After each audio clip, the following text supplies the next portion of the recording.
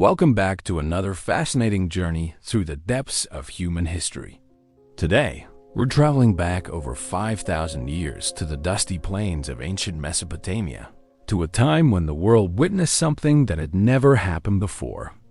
Imagine standing on the banks of the Euphrates River around 3500 BCE, watching as the first true cities rise from the marshlands, their massive temples reaching toward the heavens.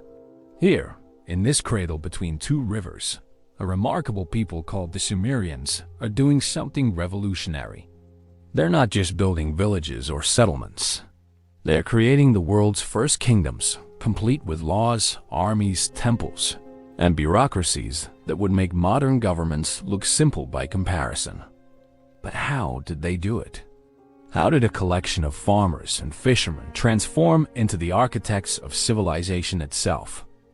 What innovations did they develop that allowed them to organize thousands of people under single rulers? And perhaps most intriguingly, what drove them to abandon the relatively egalitarian lifestyle of their ancestors to create hierarchical societies with god-kings at the top?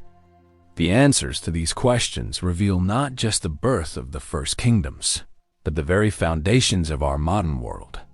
Everything from writing to law codes, from organized religion to standing armies, from taxation to monumental architecture finds its origins in these ancient Sumerian city-states. So join us as we uncover the extraordinary story of how the Sumerians built the first kingdoms on Earth. Chapter 1.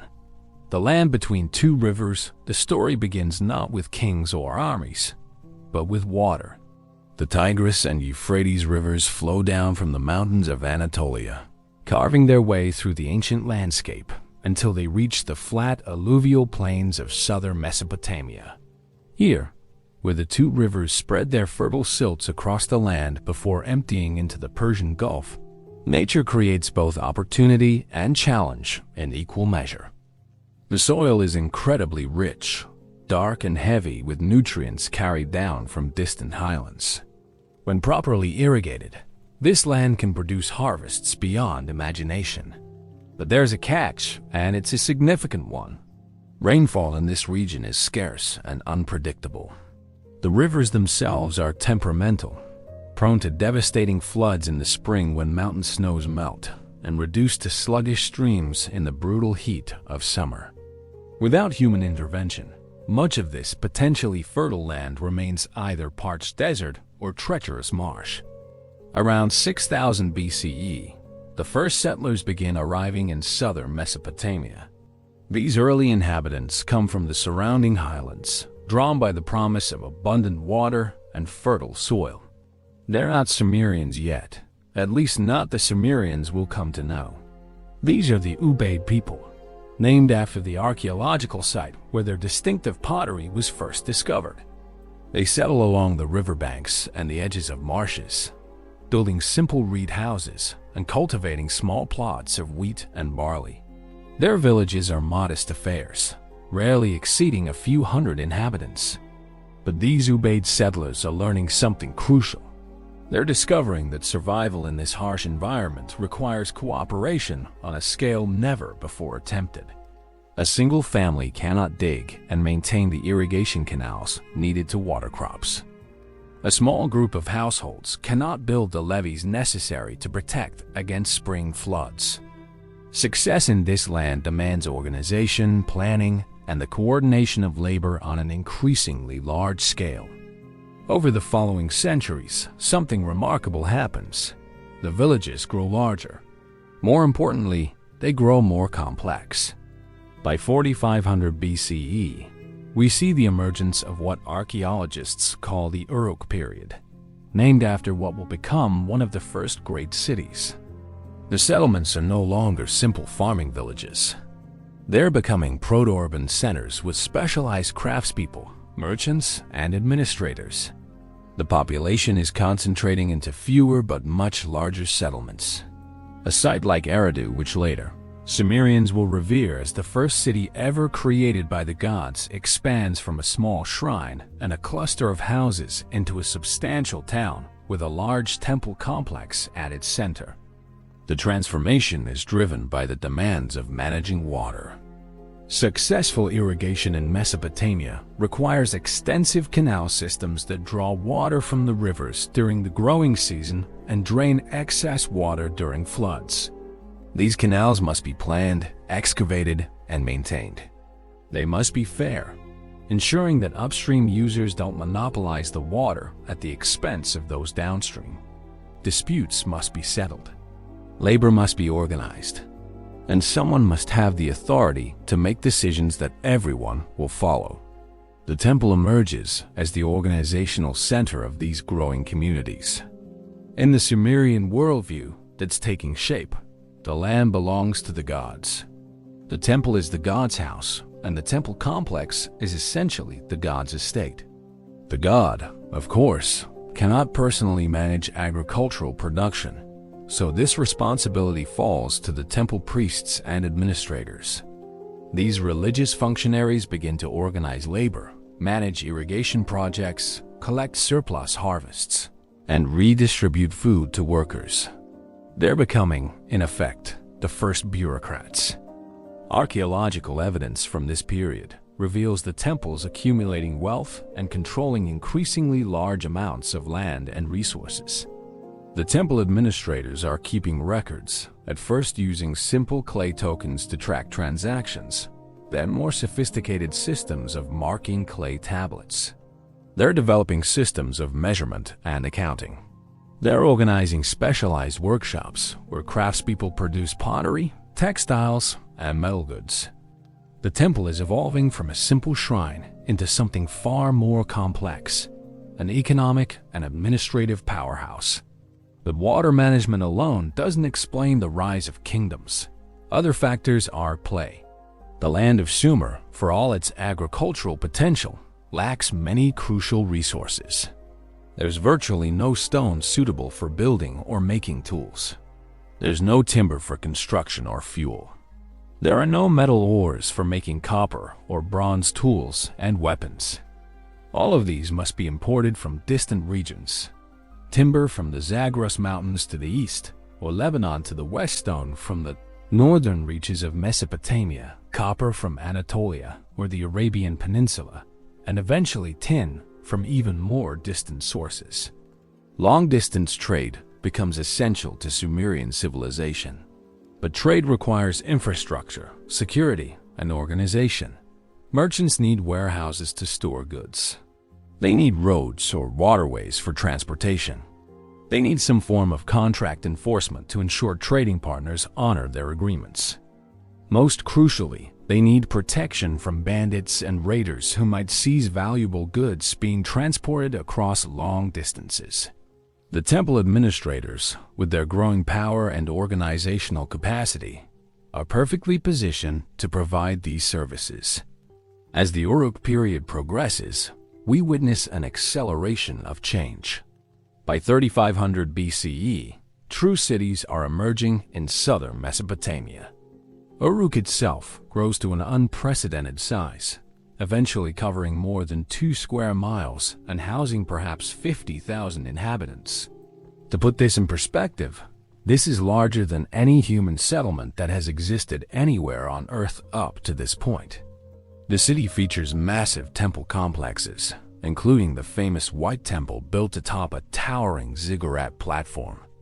There are extensive residential districts, craft workshops, merchant quarters, and administrative buildings. The city is surrounded by a massive wall, over 6 miles in circumference, which according to later legend was built by the hero king Gilgamesh himself. This wall serves multiple purposes. Obviously, it provides defense against external enemies, but it also serves as a powerful symbol of the city's wealth, power, and organizational capacity. Building such a structure requires mobilizing thousands of workers, feeding and housing them during construction, and having the authority to direct their labor toward a communal project rather than individual pursuits. Inside the city, society is becoming increasingly stratified. We see the emergence of distinct social classes. At the top are the temple administrators and emerging secular leaders who control vast resources. Below them are merchants and skilled craftspeople who enjoy comfortable lives but lack political power. Further down are the common farmers and laborers who do the bulk of the physical work. And at the bottom are slaves, people captured in warfare or enslaved through debt who have no rights or freedom. This stratification is visible in every aspect of material culture. Elite burials contain elaborate grave goods, jewelry made from imported lapis lazuli and carnelian, weapons decorated with gold and silver, fine textiles, and sophisticated pottery. Common burials are far simpler, containing little more than a few basic vessels and tools. The transition from egalitarian village life to hierarchical urban society is complete. The question that will occupy us for the rest of this journey is, how did this hierarchy become formalized into actual kingdoms with recognized kings wielding supreme authority? The answer lies in a combination of religious ideology, military necessity, economic control, and the development of writing and law. Let's explore each of these factors in turn. Chapter 2. The Temple.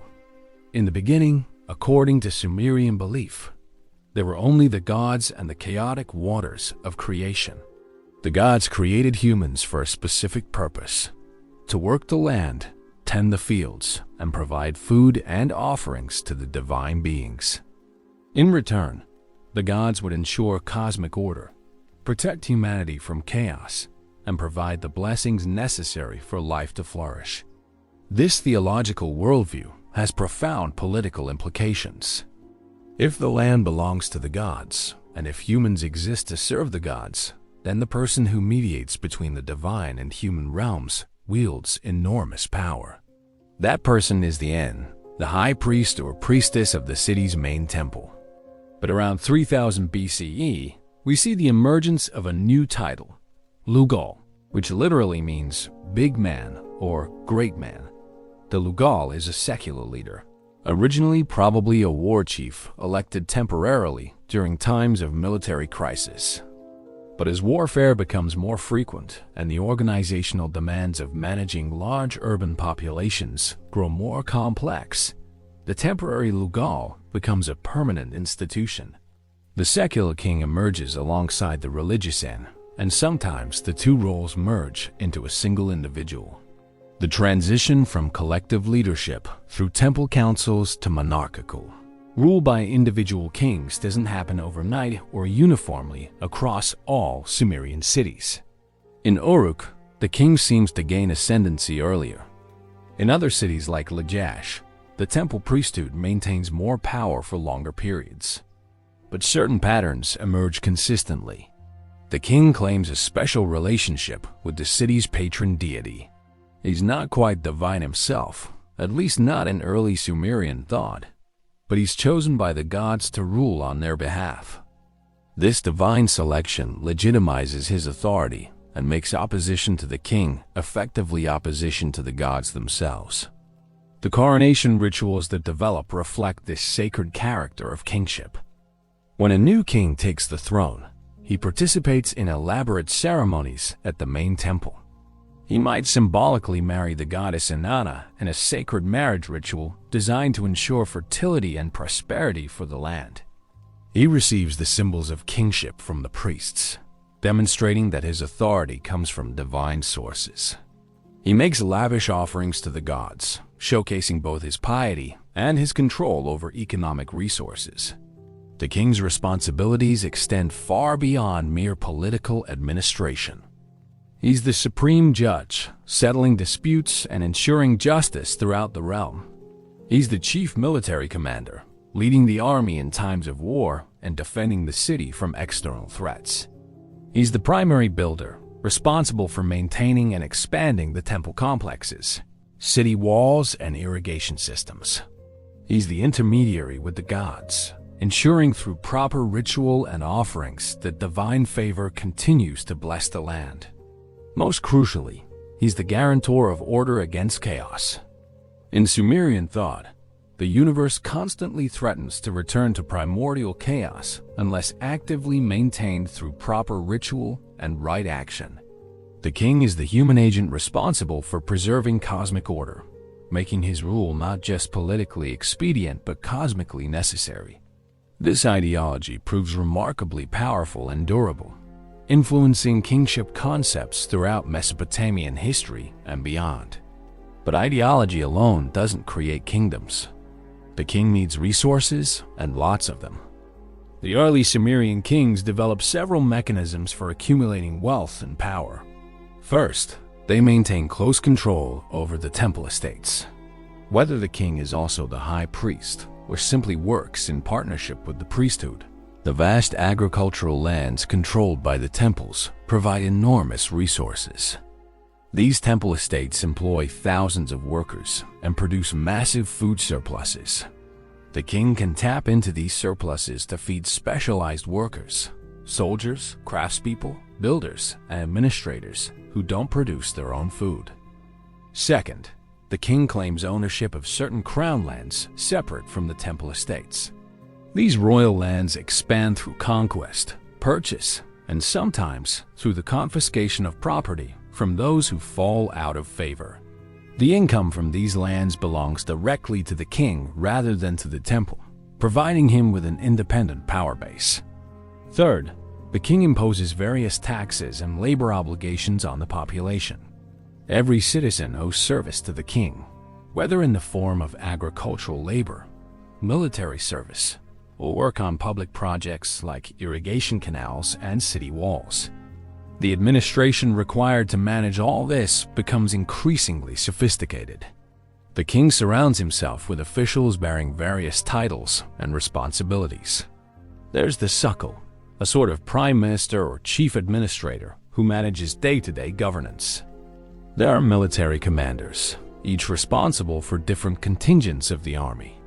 There are judges who hear cases and render verdicts in the king's name. There are tax collectors who assess and gather revenues. There are scribes who keep detailed records of everything from grain harvests to worker rations to legal proceedings. This bureaucracy is hierarchical, with clear chains of command and specialized roles. It represents a quantum leap in organizational complexity compared to earlier village societies where leadership was more informal and collective. Archaeological evidence gives us glimpses into how this system functions in practice. From the city of Lagash, we have thousands of clay tablets dating to around 2500 BCE that record the activities of the temple administration. These texts detail everything from the distribution of barley rations to workers, to inventories of livestock, to records of textile production. They show an administration of impressive scope and detail, tracking resources with accounting precision and managing complex economic activities involving thousands of people. One particularly revealing set of documents concerns labor organization. The texts describe workers divided into specialized groups. There are plowmen, harvesters, millers, bakers, brewers, weavers, potters, leatherworkers, metalsmiths, and dozens of other specializations. Each group has overseers responsible for organizing their work and ensuring productivity. Workers receive rations based on their position, age, gender, and the nature of their work. The system is sophisticated enough to track individual workers, record days of work missed due to illness or religious festivals, and calculate appropriate rations for children and nursing mothers. This level of detailed administration would be impossible without writing, which brings us to one of the Sumerians' most revolutionary innovations. Around 3200 BCE, in the city of Uruk, scribes developed the world's first true writing system. It begins as a bookkeeping tool, a way to keep track of the increasingly complex economic transactions of the temple administration. Early tablets simply record quantities of goods. So many bushels of grain, so many head of livestock, so many jars of oil. The symbols are pictographic, simplified drawings of the objects they represent. But writing proves to be one of those technologies that, once invented, finds applications far beyond its original purpose.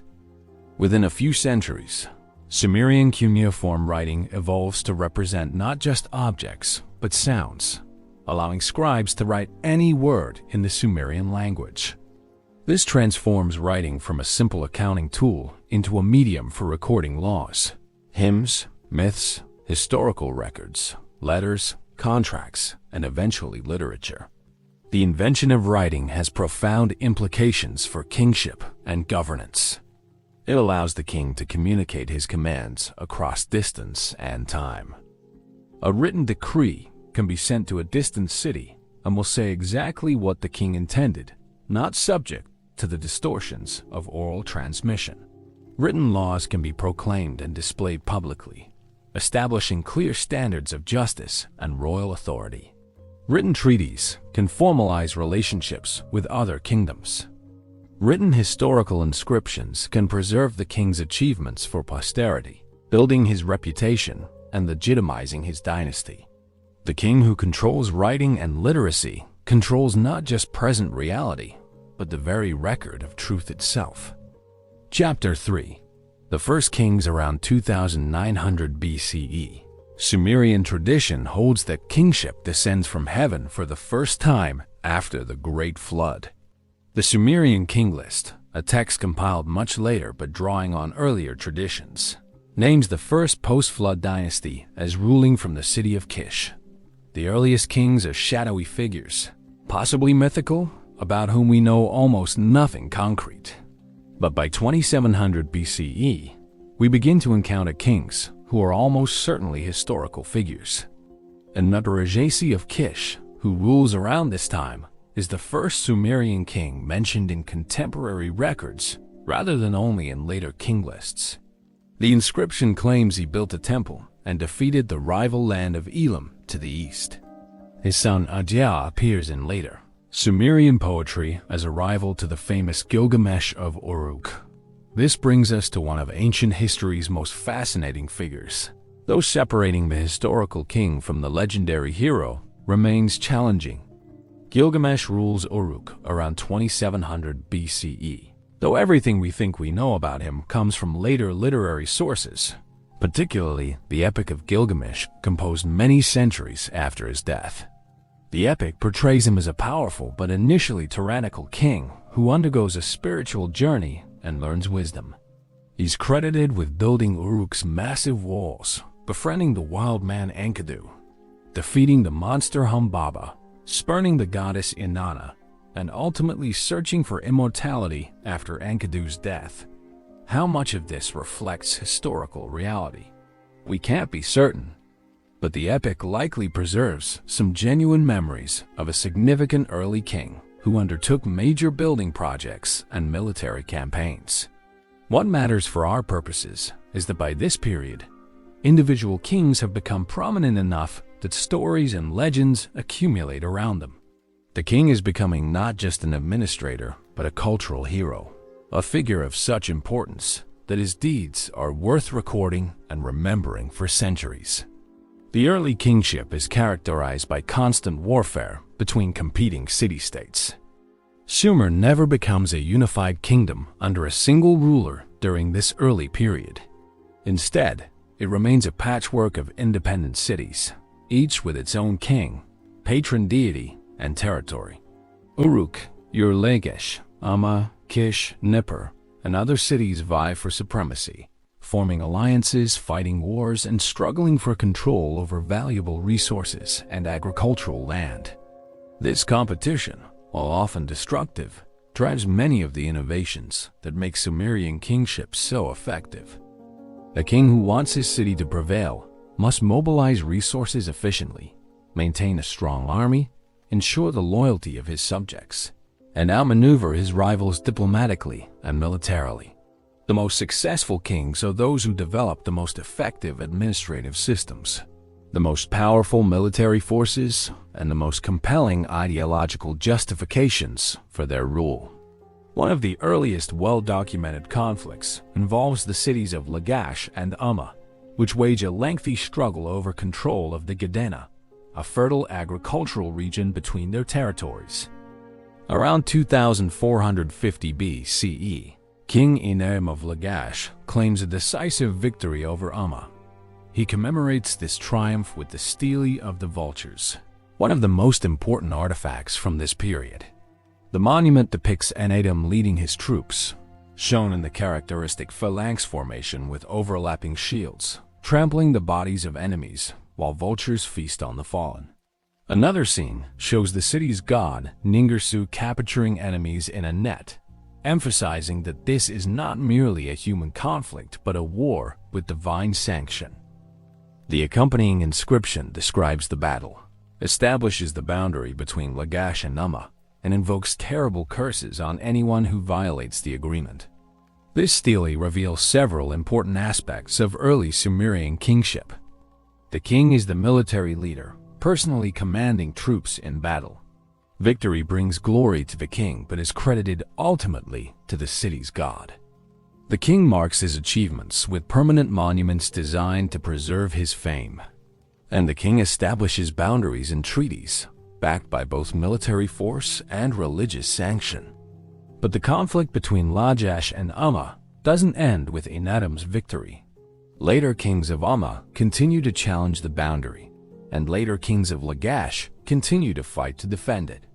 Around 2350 BCE, during the reign of Urukagina in Lagash, we get a fascinating glimpse into the internal politics of a Sumerian kingdom.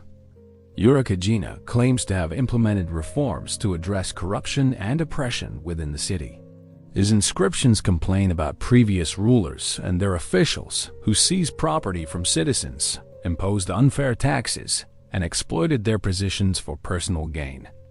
Urukagina presents himself as a champion of justice who protects widows and orphans, limits the power of corrupt officials, and restores proper relations with the gods. Whether these reforms are genuine or merely propaganda is debatable. What's clear is that by this period, the king's legitimacy rests partly on his reputation for justice. A king who is seen as arbitrary or oppressive risks losing the support of his subjects and the favor of the gods. The competition between city-states creates a situation where military power becomes increasingly important. Early Sumerian warfare probably involves relatively small forces of semi-professional soldiers, supplemented by militia levied from the general population. But as conflicts intensify, armies become larger and more professional. The king maintains a core force of full-time soldiers who are equipped with the best weapons and armor available, trained regularly, and ready to march at short notice. These professional soldiers receive regular rations from the palace or temple storehouses, and some are granted landholdings in return for military service. The technology of warfare evolves as well. Early Sumerian soldiers fight on foot, carrying spears, axes, and large rectangular shields. They wear leather or felt cloaks for protection and copper or bronze helmets. But by 2500 BCE, we see the introduction of four-wheeled battle wagons pulled by donkeys or onagers. These aren't quite chariots in the later sense. They're heavy, slow vehicles used more for shock impact and command platforms than for rapid maneuvering. Nevertheless, they represent a significant military innovation, and possessing a force of these wagons becomes a marker of a powerful kingdom. The constant warfare creates a cycle where military success brings resources and prestige to the king, which allows him to maintain larger armies and build more impressive monuments, which in turn enhance his power and reputation. But warfare also imposes costs. Soldiers must be equipped and fed. Campaigns disrupt agricultural production. Defeats can be catastrophic, leading to the destruction of cities, the enslavement of populations, and the plundering of temples. The successful king must balance aggression with prudence, knowing when to fight and when to negotiate.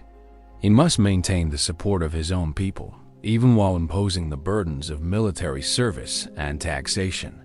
And he must constantly worry about challenges from within as well as from without, since a king who appears weak might find himself overthrown by ambitious rivals or his own officials. This brings us to a crucial transition point in Sumerian history. Around 2334 BCE, a remarkable figure named Sargon rises to power. Sargon is not Sumerian. He's Akkadian, belonging to a Semitic-speaking people who have been filtering into Mesopotamia alongside the Sumerians for centuries. According to later legend, Sargon is of humble birth, abandoned as a baby and raised by a gardener, who through merit and ability rises to become cupbearer to the king of Kish. He overthrows his master, establishes his own kingdom with a new capital at Akkad, and then launches a series of campaigns that fundamentally transform Mesopotamian politics. Sargon conquers not just one or two rival cities but all of Sumer. He defeats the powerful Lugos Ajasi of Umma, who had himself recently conquered several other cities. He campaigns to the northwest, reaching the Mediterranean Sea. He fights to the east, subjugating Elam.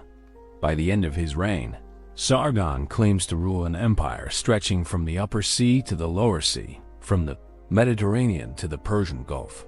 Whether Sargon truly controls all the territory he claims is questionable. Ancient kings are notorious for exaggerating their conquests.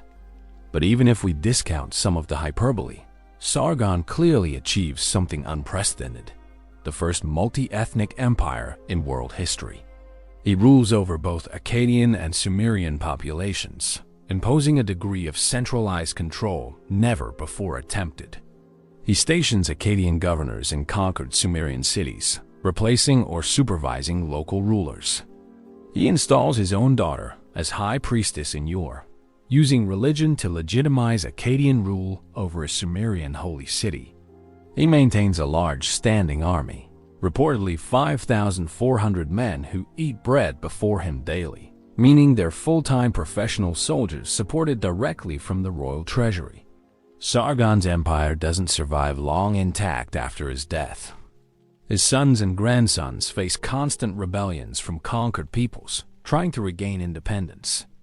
But the concept of empire, of one king ruling over many previously independent cities and peoples, is now established. The Sumerian model of the city-state kingdom has evolved into something larger and more complex. The stage is set for the next great development in Mesopotamian kingship. Chapter 4: Law, Order, and the King. One of the king's most important functions, from the earliest days of Sumerian monarchy, is serving as the ultimate source of justice. In the Sumerian worldview, the gods established the principles of right behavior and cosmic order. The king, as the gods' representative on earth, is responsible for implementing these divine principles in human society. When disputes arise between citizens, when crimes are committed, when contracts are violated, the case ultimately comes before the king or his appointed judges who rule in his name. This judicial role is not incidental to kingship, but central to it. A king who fails to ensure justice is failing in his most fundamental duty, inviting both social chaos and divine displeasure. The earliest legal decisions are probably rendered case by case, based on custom, precedent, and the king's judgment. But as society grows more complex and the volume of legal disputes increases, a more systematic approach becomes necessary. We begin to see the development of written law codes, collections of legal principles and standard penalties that judges can apply consistently. The earliest known law code comes from the city of Ur around 2100 BCE, during what historians call the Ur III period. King Ur-Nammu, the founder of the third dynasty of Ur, promulgates a code of laws that represents a watershed in legal history. The code begins with a preamble establishing the king's credentials. He has been chosen by the gods. He has established justice throughout the land. He has protected the weak from the strong. Then follows a series of specific laws covering everything from murder and theft to divorce and property disputes. What's revolutionary about Ur-Nammu's code is not that it establishes these laws. Similar principles probably existed in customary law for centuries. What's revolutionary is that they're written down, standardized, and publicly proclaimed. Justice is no longer dependent solely on the whim of individual judges or the vagaries of oral tradition. Written law can be studied, debated, and consistently applied. The penalties prescribed in Ur-Nammu's code are surprisingly rational and, by later standards, even humane. Many offenses are punished with monetary fines rather than physical mutilation or death. If a man cuts off another man's foot, he pays 10 shekels of silver. If he cuts off his nose, 2/3 of a mina of silver. If he breaks his tooth, half a mina. If he destroys his eye, 1 mina. Murder, rape, and the most serious offenses carry the death penalty, but many lesser crimes result in compensation payments rather than violent punishment. The code also addresses social welfare, establishing that the king has removed exploitative practices and protected widows and orphans from the powerful.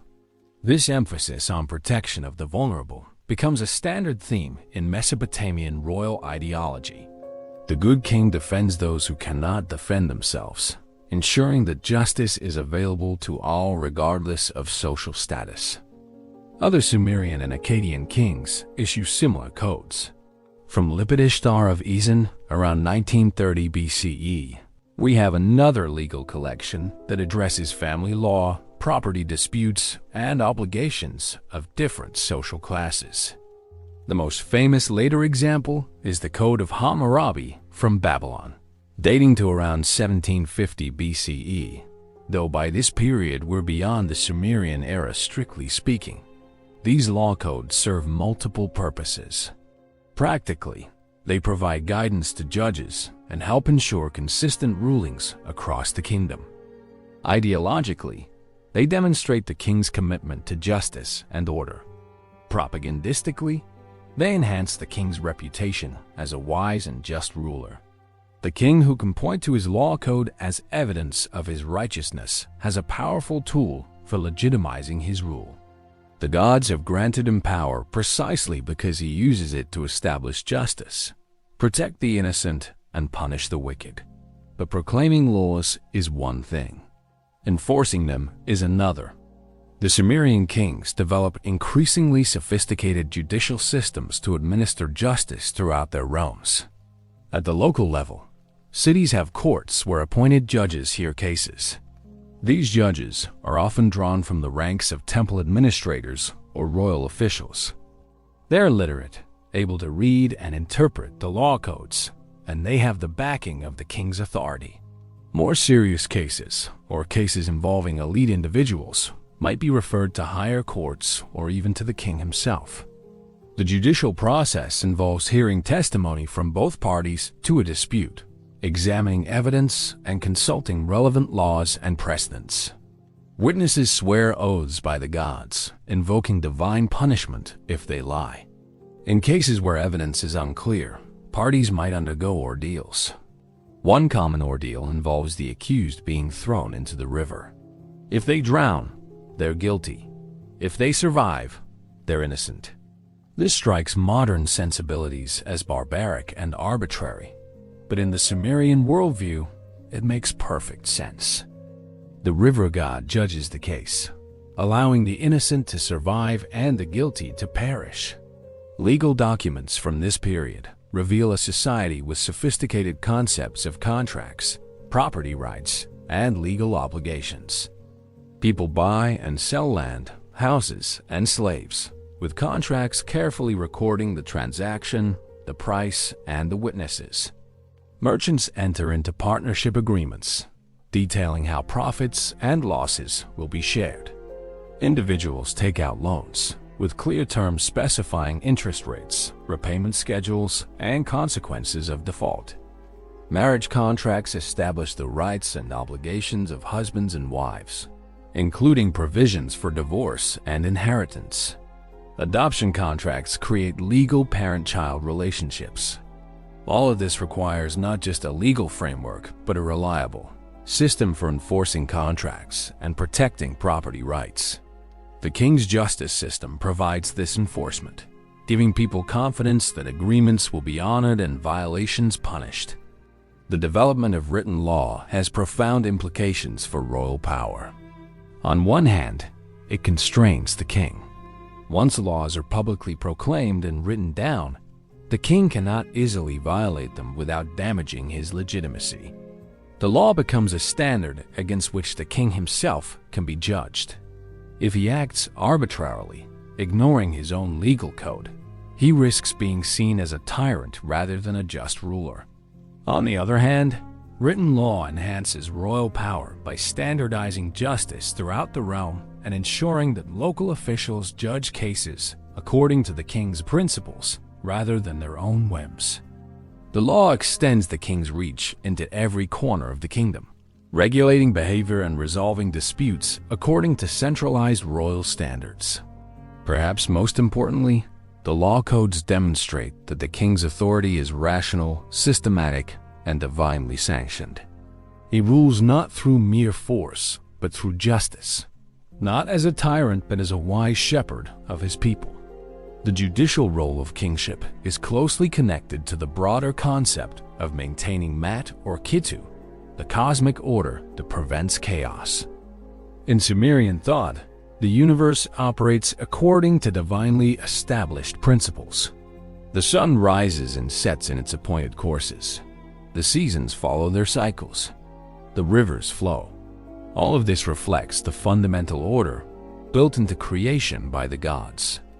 Human society must likewise operate according to principles of order and justice. When crimes go unpunished, when the powerful oppress the weak, when contracts are violated and oaths broken, the social order breaks down. This social disorder reflects and contributes to cosmic disorder, potentially threatening the very fabric of reality. The king who maintains justice is not just making society more pleasant or efficient. He's performing a sacred duty that sustains the cosmos itself. This is why Sumerian kings so consistently emphasize their role as guarantors of justice. It's not just public relations. It's an essential component of their cosmic function. A king without justice is not really a king at all, just a powerful warlord who happens to sit on a throne. The true king, the legitimate king, is the one who ensures that widows receive justice, that orphans are protected, that the powerful cannot exploit the weak, and that the divine principles of order are maintained in human society. Chapter 5. The ziggurat and monumental architecture rising from the flat Mesopotamian plains, visible for miles across the alluvial landscape. The ziggurat stands as the most distinctive architectural achievement of Sumerian civilization. These massive step pyramids, crowned with temples dedicated to the city's patron deities, represent far more than impressive building projects.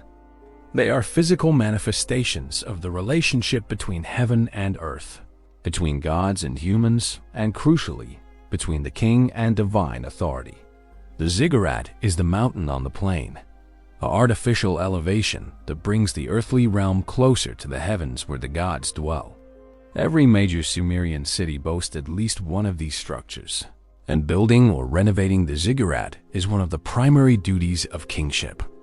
Understanding how and why the Sumerians built these monuments reveals much about how their kingdoms functioned and how kings legitimized their power. The earliest ziggurats appeared during the Ube period, around 4000 BCE, though these proto-ziggurats are relatively modest platforms supporting simple temples. But by the Uruk period, around 3200 BCE, we see much more ambitious projects. The White Temple of Uruk sits atop a ziggurat platform about 40 feet high, accessed by a series of ramps. The temple itself is painted white, gleaming brilliantly in the Mesopotamian sun, visible as a beacon across the surrounding countryside. Inside the temple, priests perform daily rituals, offering food and drink to the deity, burning incense, and reciting prayers. The god is believed to literally inhabit the temple, residing in the innermost sanctuary where only the highest priests can enter. The ziggurat elevates this divine residence, separating it from the mundane world below, while also making it the visual and symbolic center of the city. Every inhabitant can look up and see the temple where their god dwells, a constant reminder of divine presence and protection. By the Ur III period, around 2100 BCE, ziggurat construction reaches its zenith. King Ur-Nammu and his son Shulgi build or rebuild ziggurats across their empire. The Great Ziggurat of Ur, dedicated to the moon god Nana, is the best preserved example. The structure consists of 3 terraced platforms, rising to a height of about 70 feet, with the temple sanctuary at the top. The base measures roughly 200 feet by 140 feet, making it one of the largest ziggurats ever built. The core is constructed of sun-dried mud brick, while the exterior is faced with baked brick set in bitumen mortar, providing weather protection and a finished appearance. The corners are oriented precisely to the cardinal directions, demonstrating sophisticated surveying skills. 3 staircases, 1 perpendicular to the structure and 2 parallel to it, converge at the entrance to the second level, from which a single staircase continues to the top. The entire structure is designed with a slight convex curve to the walls, preventing the optical illusion that would make straight walls appear to bow inward when viewed from below. Building such a monument requires extraordinary resources and organization. Consider the logistics. Millions of bricks must be manufactured, requiring vast amounts of clay, straw for tempering, water for mixing, and fuel for firing. Workers must be organized into teams, some excavating clay, others forming bricks, still others tending the kilns. The bricks must be transported to the construction site, lifted to increasing heights as the structure grows, and carefully laid in courses. The work takes years, even decades, requiring sustained commitment of resources and labor. Only a powerful king, commanding the wealth and manpower of a substantial kingdom, can undertake continue to have such projects. And this, of course, is precisely the point. The ziggurat demonstrates the king's power, his ability to mobilize resources on a massive scale, his wealth, and his close relationship with the gods. A king who builds or renovates a ziggurat is fulfilling his sacred duty while simultaneously advertising his greatness. The construction process itself becomes a ritual act of devotion. Royal inscriptions describe kings personally participating in the building, carrying the first basket of earth, molding the first brick, or laying foundation deposits. These are ceremonial gestures rather than actual labor, but they establish the king as the primary builder acting on behalf of the gods.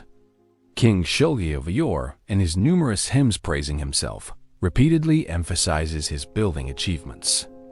He claims to have built temples throughout the land, constructed protective walls, dug canals, and established way stations for travelers. The building activity is presented as evidence of his piety, his power, and his contribution to civilization. The gods reward faithful builders with long reigns, military victories, and prosperity for their kingdoms. The king who neglects the temples, by contrast, invites divine wrath and the collapse of his rule.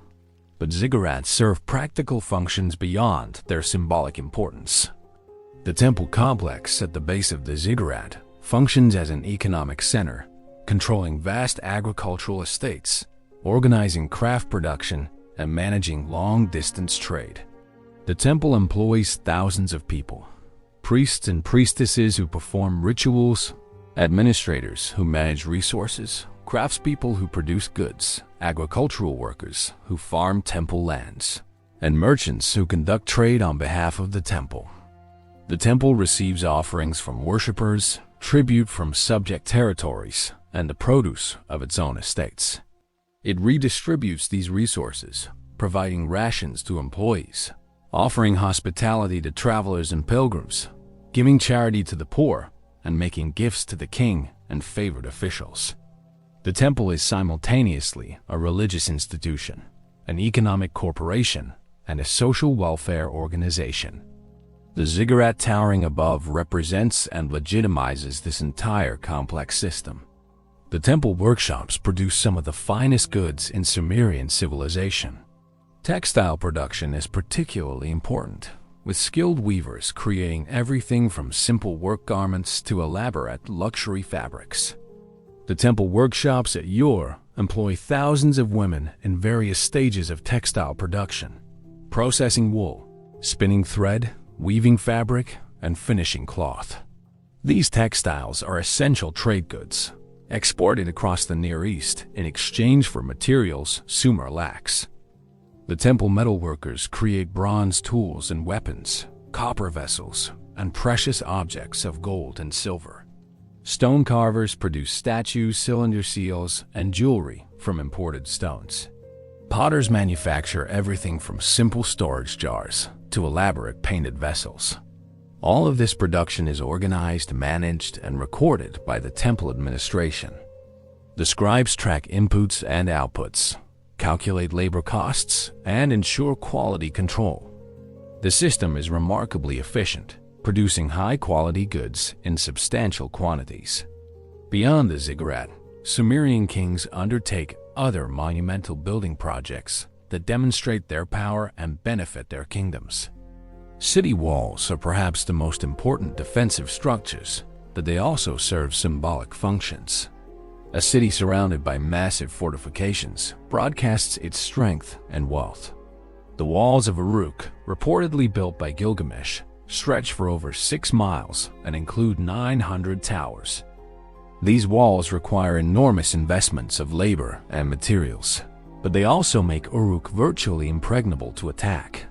Later Sumerian kings maintain and expand these walls, each adding his own contribution to the city's defenses.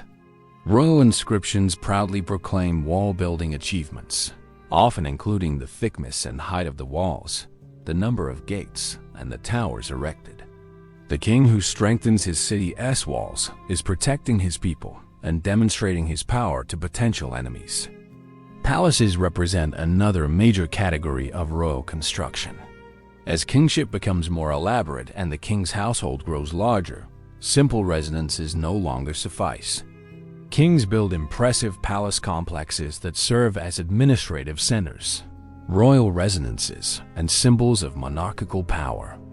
These palaces include throne rooms where the king receives visitors and conducts official business, private apartments for the royal family, offices for administrators, workshops, storerooms, and sometimes even temples within the palace grounds. The palace at Mari, though dating to a slightly later period and technically in Akkadian rather than Sumerian territory, gives us a sense of what these royal residences look like. It covers over 6 acres and contains over 250 rooms, including elaborate courtyards, audience halls decorated with murals, and sophisticated facilities, including bathrooms and a complex drainage system. The king who lives in such a palace clearly operates at a level far above ordinary citizens, and visitors to the palace cannot help but be impressed by the king's wealth and power. Irrigation and water management projects represent the most practical category of royal construction, but they're no less important for establishing the king's legitimacy. Successful agriculture in Mesopotamia depends entirely on controlled irrigation, and large-scale irrigation requires centralized planning and organization that only royal authority can provide. Kings dig canals to bring water from the main rivers to distant fields, construct levees to prevent flooding, and build reservoirs to store water for use during dry seasons. These projects involve surveying to ensure proper gradients, organizing labor on a massive scale, and maintaining the systems year after year. Royal inscriptions frequently boast about canal construction. One king claims to have dug a canal so magnificent that fish and birds rejoiced in its waters. Another boasts that his canal transformed barren land into abundant gardens. These claims may be exaggerated, but they reflect a genuine achievement. The king who successfully expands the irrigated land increases agricultural production, feeds more people, and enriches his kingdom. This practical benefit reinforces his legitimacy as effectively as any religious ideology. All of this building activity requires sophisticated knowledge and skilled specialists. Sumerian society develops a class of professional architects, engineers, and master craftsmen who design and oversee major construction projects. These specialists understand mathematics, geometry, and engineering principles. They know how to calculate the volume of earth needed for a ziggurat platform, how to ensure structural stability for tall buildings, how to grade canals for proper water flow, and how to organize labor efficiently. Some of this knowledge is probably passed down through apprenticeships and craft guilds. Some is recorded in technical manuals and mathematical tablets that archaeologists have recovered. The ability to plan and execute monumental architecture represents a significant intellectual achievement, one that's only possible in a complex society with specialized education, division of labor, and accumulated technical knowledge. The Sumerian kings, by sponsoring these building projects, are not just creating monuments but fostering technical innovation and expertise. The cumulative effect of all this monumental architecture is to create urban landscapes that are fundamentally different from anything that existed before. The Sumerian city is not just a large village. It's a planned environment dominated by massive structures that dwarf individual residences. The ziggurat towers over everything, visible from miles away. The city walls create a clear boundary between the ordered, civilized space within and the chaotic, dangerous world outside. The palace complex establishes the king's physical presence at the heart of the city. Wide processional streets connect major temples and allow for religious festivals and military parades. Residential districts are organized by occupation and social status. The city is simultaneously a religious center, an economic hub, a military stronghold, and a political capital. It represents the triumph of human organization over nature, order over chaos, civilization over barbarism. And at the center of it all stands the king, the builder, the organizer, the mediator between gods and humans, the guarantor of order and prosperity. Chapter 6. The Army. A king without an army is no king at all, merely a wishful thinker with delusions of grandeur. The Sumerian monarchs understand this truth intimately. From the earliest days of organized kingship, military power remains inseparable from political authority. The king who cannot defend his city from external enemies, who cannot enforce his will against rebellious subjects, who cannot project power beyond his own walls, will not remain king for long. The development of sophisticated military organization represents one of the crucial innovations that makes Sumerian kingship possible and sustainable. Understanding how these ancient armies are organized, equipped, and deployed reveals much about the nature of royal power and the evolution of the first kingdoms on Earth.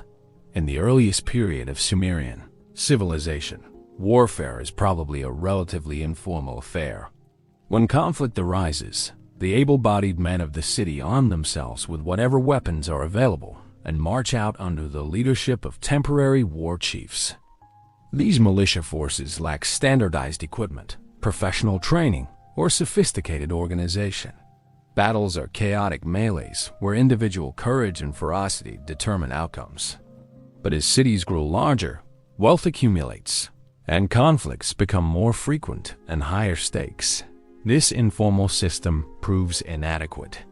The transformation begins with the emergence of professional soldiers, men who dedicate themselves full-time to military service in exchange for regular compensation from the king or temple. These professional warriors have time to train extensively, developing combat skills far beyond what part-time militia can achieve. They can be equipped with better weapons and armor, expensive items that only the wealthy can afford to provide. Most importantly, they can be organized into disciplined units that fight in formation rather than as individuals. The Sumerian phalanx represents a revolutionary development in military organization. Rather than warriors fighting as individuals, soldiers are organized into tight formations where each man's shield protects not just himself but his neighbors. They advance in unison, presenting a wall of shields and spears that's virtually impenetrable to disorganized enemies. This formation requires discipline, training, and coordination. Soldiers must suppress their individual instincts to flee or charge recklessly and instead maintain their position in the line. They must trust their comrades to hold the formation even under enemy pressure. The phalanx is only as strong as its weakest link, so every soldier must be reliable. Creating such a force requires sustained investment in training and maintaining unit cohesion. Only a king with substantial resources and effective military administration can field these organized formations. The Stele of the Vultures, that monument we discussed earlier, commemorating Enedim's victory over Amma, provides our best visual evidence of how Sumerian armies fight. The relief shows soldiers in 6 ranks, each carrying a long spear and a large rectangular shield. They wear leather or felt capes and helmets. They march in lockstep, their shields overlapping to form a protective wall. Above them, we see the spears held at the ready, creating a bristling forest of points that no enemy would want to face. This formation is crude compared to later Greek hoplite phalanxes, but the basic principle is the same. Disciplined infantry fighting in close formation can defeat larger numbers of disorganized opponents. The king who can train and maintain such forces has a decisive military advantage over rivals still relying on militia levies. Weapons and armor technology undergoes continuous improvement throughout the Sumerian period. Early warriors fight with stone weapons, flint-tipped spears, stone maces, and daggers with obsidian blades. But by 3000 BCE, copper weapons are becoming common among elite warriors. Copper spearheads are sharper and more durable than stone. Copper axes can deliver devastating blows. Copper daggers serve as backup weapons for close combat. However, copper is relatively soft, and pure copper weapons bend easily. The development of bronze, an alloy of copper and tin, represents a major breakthrough. Bronze is harder than copper, holds an edge better, and can be cast into more complex shapes. By 2500 BCE, bronze weapons are standard equipment for professional Sumerian soldiers, giving them a significant technological advantage over enemies still using stone or pure copper. The king controls access to metals through his monopoly on long-distance trade and metal workshops. He literally arms his soldiers, creating a direct dependency relationship where warriors rely on royal resources for their equipment. Armor evolves alongside weapons. The earliest protection consists of simple leather capes or felt garments that offer some defense against slashing weapons.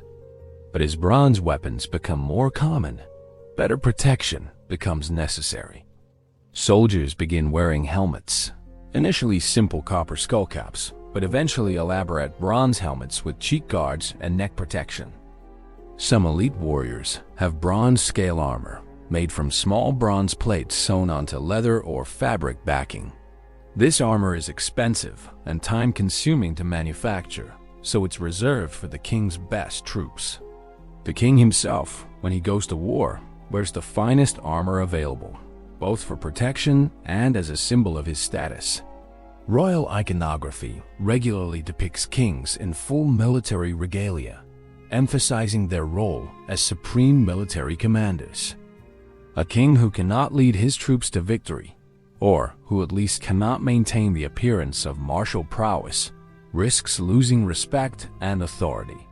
The introduction of four-wheeled battle wagons around 2500 BCE adds a new dimension to Sumerian warfare. These vehicles, drawn by teams of onagers or donkeys, carry a driver and one or two fighters armed with spears or javelins. They're not fast or maneuverable enough to serve as true cavalry, but they provide shock value and serve as mobile command platforms. A king who owns a fleet of these wagons can coordinate his forces more effectively during battle and can intimidate enemies with impressive displays of military power. The royal cemetery at Ur has yielded several beautifully crafted models of these battle wagons, along with the remains of actual wagons buried with elite individuals. These vehicles are works of art as well as weapons of war, with elaborately decorated wheels and bodies inlaid with precious materials. They represent significant investments of wealth and craftsmanship, further evidence that only powerful kings with substantial resources can field the most advanced military equipment. But armies require more than just weapons and equipment. They need logistics, the unglamorous but essential work of feeding, supplying, and moving troops. A Sumerian army on campaign might consist of several thousand soldiers, plus support personnel like cooks, servants, and artisans to repair equipment. This force consumes enormous amounts of food and water daily. Soldiers cannot fight effectively if they're hungry or thirsty, so maintaining supply lines becomes crucial for military success.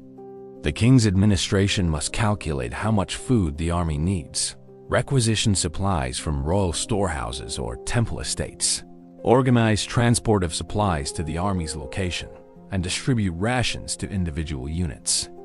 Some of this food is carried by the soldiers themselves or by pack animals.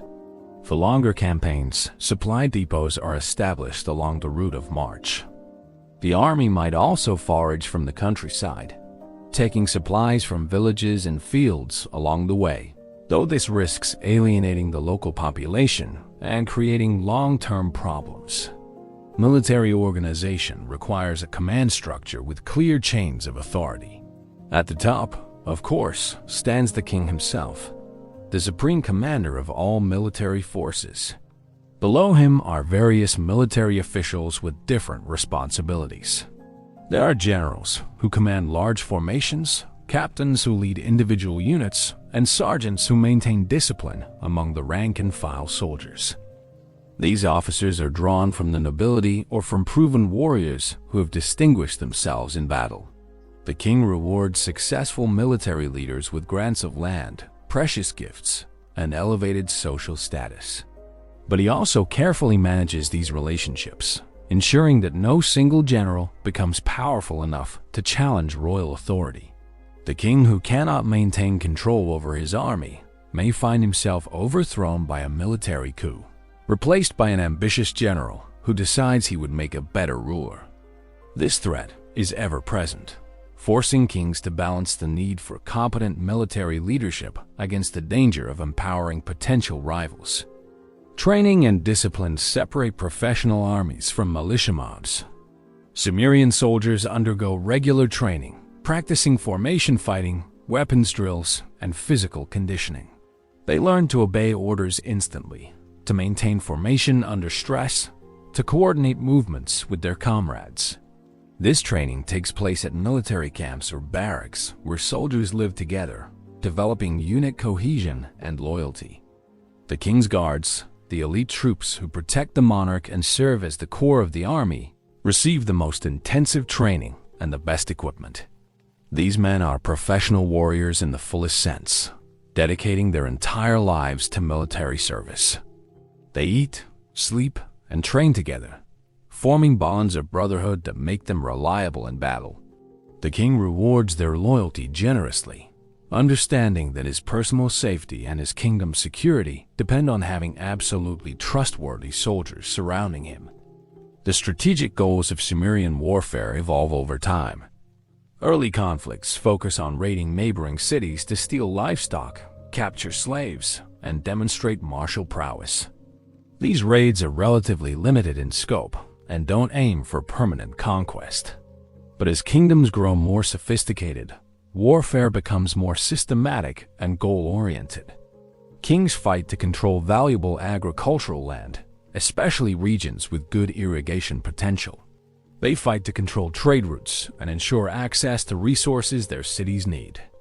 They fight to collect tribute from weaker neighbors, creating networks of subordinate cities that send regular payments to the dominant power. They fight to avenge insults or broken agreements, maintaining their reputation for strength and reliability. And they fight, increasingly, to expand their territories and build empires that encompass multiple cities under a single crown. This evolution from raiding to conquest to imperial expansion reflects the growing sophistication of royal administration and military organization.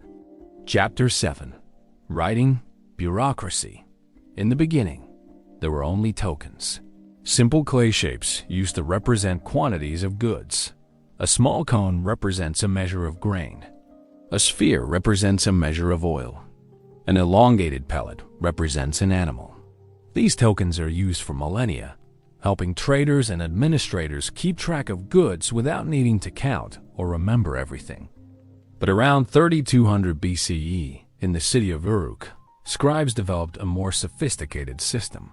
They began enclosing tokens in clay envelopes, sealed balls that serve as permanent records of transactions. But there's a problem.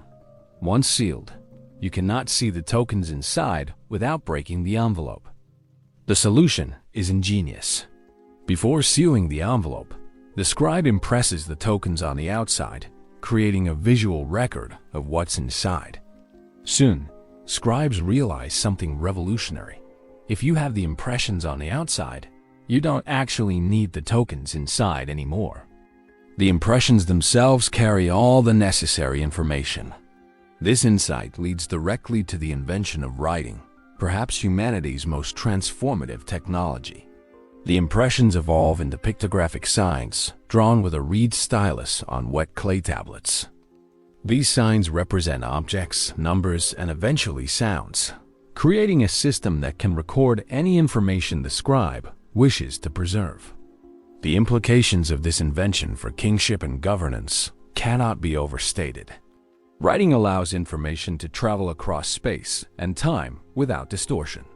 A king in Ur can send detailed instructions to a governor in Lagash, and those instructions will say exactly what the king intended, not subject to the errors and biases of oral transmission. Laws can be recorded permanently, ensuring consistency in judicial decisions across the kingdom. Historical events can be documented, creating a record that survives beyond living memory. Tax assessments, labor obligations, land boundaries, and commercial contracts can all be specified precisely and preserved for future reference. The king who controls literacy and the production of written documents controls the very definition of truth and reality within his kingdom. This power proves even more significant than military might for the long-term stability and effectiveness of royal rule. Sumerian cuneiform writing evolves rapidly from its pictographic origins. Early tablets are limited to simple accounting, quantities of goods received or distributed. But within a few centuries, the system becomes sophisticated enough to represent any word in the Sumerian language. The pictographic signs become increasingly abstract, transforming into combinations of wedge-shaped marks impressed into clay with a reed stylus cut to create triangular impressions. These cuneiform signs represent syllables rather than objects, allowing scribes to write grammatical particles, verb forms, and abstract concepts that cannot be pictured. By 2500 BCE, Sumerian scribes are producing a wide variety of texts, administrative records, business contracts, legal documents, letters, royal inscriptions, hymns and prayers, myths and epics, mathematical texts, and instructional manuals. Writing has become a flexible tool for recording all aspects of Sumerian civilization. But literacy remains rare and specialized. Learning to read and write cuneiform requires years of intensive study. There are hundreds of different signs to memorize, each with multiple possible readings depending on context. The grammar is complex, and many words have multiple meanings that must be distinguished from context. Scribal education begins in childhood and continues for many years, with students practicing by copying standard texts, solving mathematical problems, and eventually drafting actual administrative documents under supervision. The curriculum includes not just literacy and numeracy, but also specialized knowledge about law, religion, agriculture, and commerce. A fully trained scribe is a highly educated professional with expertise in multiple domains. These scribes form a specialized class, distinct from both the nobility who rule and the common people who do physical labor. They're essential intermediaries who make complex administration possible. The royal bureaucracy depends entirely on literate scribes who can create, maintain, and interpret written records. A substantial kingdom might employ hundreds or even thousands of scribes working in various capacities. Some serve in the palace administration, managing royal revenues, tracking expenses, and recording the king's commands. Others work in the temple administration, maintaining records of temple properties, organizing labor, and tracking ritual offerings. Still others serve as judges' clerks, recording legal proceedings and maintaining archives of past decisions. Military scribes accompany armies on campaign, recording victories, prisoners captured, and booty seized. Tax scribes assess property and collect revenues. These literate professionals form the backbone of royal administration, the mechanism through which the king's will is implemented throughout the kingdom. The physical production of clay tablets is itself a significant enterprise. Scribes need a constant supply of clean clay, properly prepared to the right consistency for writing. They need reeds for styluses, carefully cut to produce the characteristic wedge-shaped marks. They need facilities for drying or firing tablets that must be preserved permanently. Important documents are often placed in clay envelopes inscribed with summaries of the contents, providing protection and additional authentication. Archives are established to store thousands of tablets, organized by subject matter or date. The archive at Ebla in Syria, though outside Sumer proper, has yielded over 17,000 tablets, providing an extraordinary window into ancient administration. Sumerian cities surely maintain comparable archives, though many have been lost to time, destroyed, or still await archaeological discovery. The types of administrative records produced reveal the extraordinary detail with which Sumerian kingdoms are managed. Agricultural texts record field sizes, irrigation schedules, crops planted, yields harvested, and amounts distributed as rations or seed grain. Livestock inventories track individual animals, noting their age, sex, and which pasture or herd they belong to. Textile production records detail every stage of manufacture: wool received, workers assigned, thread produced, cloth woven, and finished goods delivered.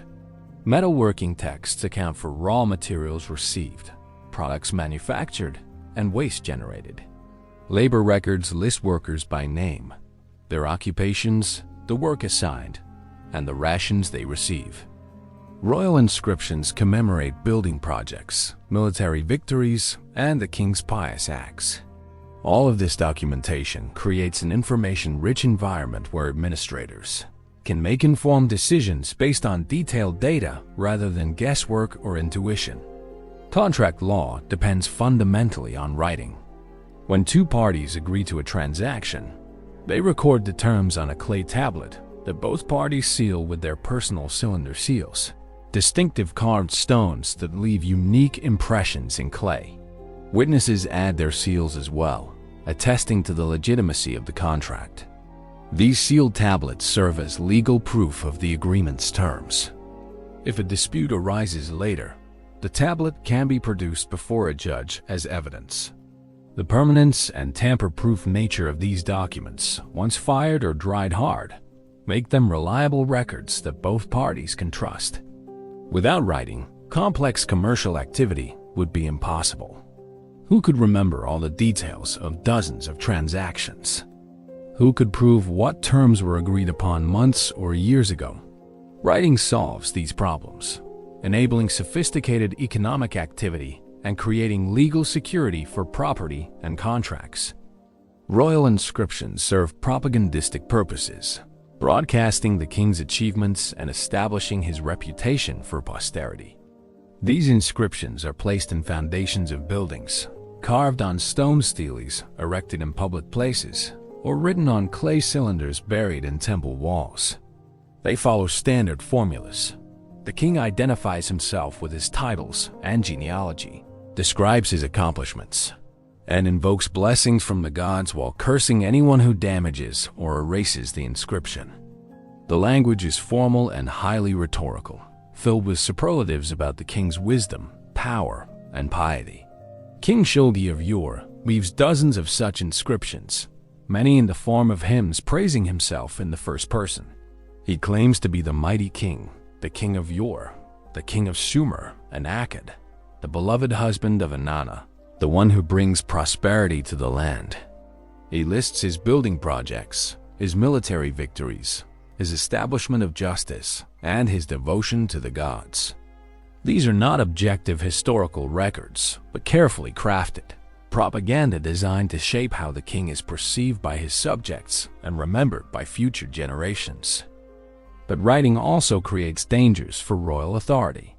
Literate subjects can read the king's laws and hold him accountable for violations. Written records can be used as evidence against royal officials who abuse their power. Alternative versions of events can be recorded, challenging official narratives. The king must therefore carefully control who has access to literacy and written records. Scribal schools are often attached to temples or palaces, ensuring that literacy training serves royal and religious interests. Archives are guarded, with access restricted to authorized officials. The production and distribution of written materials is monitored and controlled. Despite these efforts, the invention of writing inevitably distributes power more widely through society, creating an educated class of scribes and administrators whose expertise makes them partially independent of direct royal control. The king needs these literate professionals, but he must also manage them carefully, ensuring their loyalty through rewards and honors while preventing them from becoming an autonomous power base that might challenge monarchical authority. The long-term impact of writing on civilization is almost impossible to exaggerate. It enables the accumulation of knowledge across generations. It allows for abstract thought and logical argumentation. It makes possible the development of science, philosophy, and literature. It transforms human memory from something limited and fallible into something permanent and reliable. And crucially for our purposes, it makes possible the administration of large, complex kingdoms that earlier societies could never have managed. The Sumerian kings who first employ writing for governance are unleashing a force that will transform human civilization forever. The first kingdoms on Earth are fundamentally products of literacy, of the ability to record, preserve, and transmit information across space and time. Chapter 8. Trade.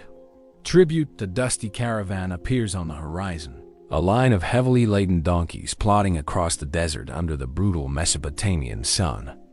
The merchants have traveled for weeks, maybe months, bringing precious goods from distant lands. There's timber from the mountains of Lebanon, cedar logs that will become roof beams for temples and palaces. There's copper ore from Anatolia or the Arabian Peninsula, essential for bronze production. There are semi-precious stones, lapis lazuli from Afghanistan, carnelian from India, turquoise from Persia.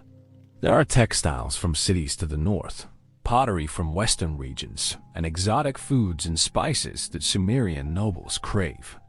As the caravan approaches the city gates, royal officials come forward to assess taxes on the goods and ensure that the merchants conduct business according to royal regulations. This scene, repeated countless times across centuries, represents one of the fundamental economic activities that makes Sumerian kingdoms possible and powerful. Long-distance trade brings essential resources to resource-poor Mesopotamia and generates wealth that flows through royal hands, enriching the king and enabling his ambitious projects. Sumer's geographic situation creates both challenges and opportunities. The alluvial plains between the Tigris and Euphrates rivers are incredibly fertile when properly irrigated, capable of producing massive agricultural surpluses. But Mesopotamia almost completely lacks other essential resources. There's no stone suitable for building monumental architecture or making grinding tools. There's virtually no timber beyond palm trees and scrub brush. There are no metal ores for producing copper, tin, bronze, gold, or silver. Even certain luxury foods must be imported. This resource scarcity forces the Sumerians to engage in long-distance trade from the earliest periods of civilization. They must export something to pay for the imports they desperately need. What do they export? Agricultural surplus is one answer. Barley, wheat, dates, and other foods can be traded to regions with less productive agriculture. But the most important Sumerian export is textiles, particularly high-quality woolen garments and fabrics produced in temple and palace workshops. Sumerian textile production is famous throughout the ancient Near East for its quality and sophistication. These textiles provide a valuable export commodity that can be traded for imported raw materials. The organization of long-distance trade requires substantial infrastructure and royal support. Merchants need caravan animals or boats for transportation. They need warehouses for storing goods at both ends of trade routes. They need accommodations along the way, places where caravans can rest, resupply, and shelter from weather or bandits. They need some system of contracts and partnerships that allows goods to be consigned to traveling merchants with confidence that they will be sold appropriately and profits returned. They need protection from raiders and bandits who might seize valuable trade goods.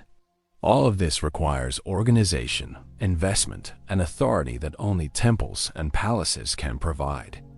The king sponsors trade missions, sometimes financing merchants directly or providing royal protection for caravans. Temple estates engage in trade, sending out agents to exchange temple goods for needed imports.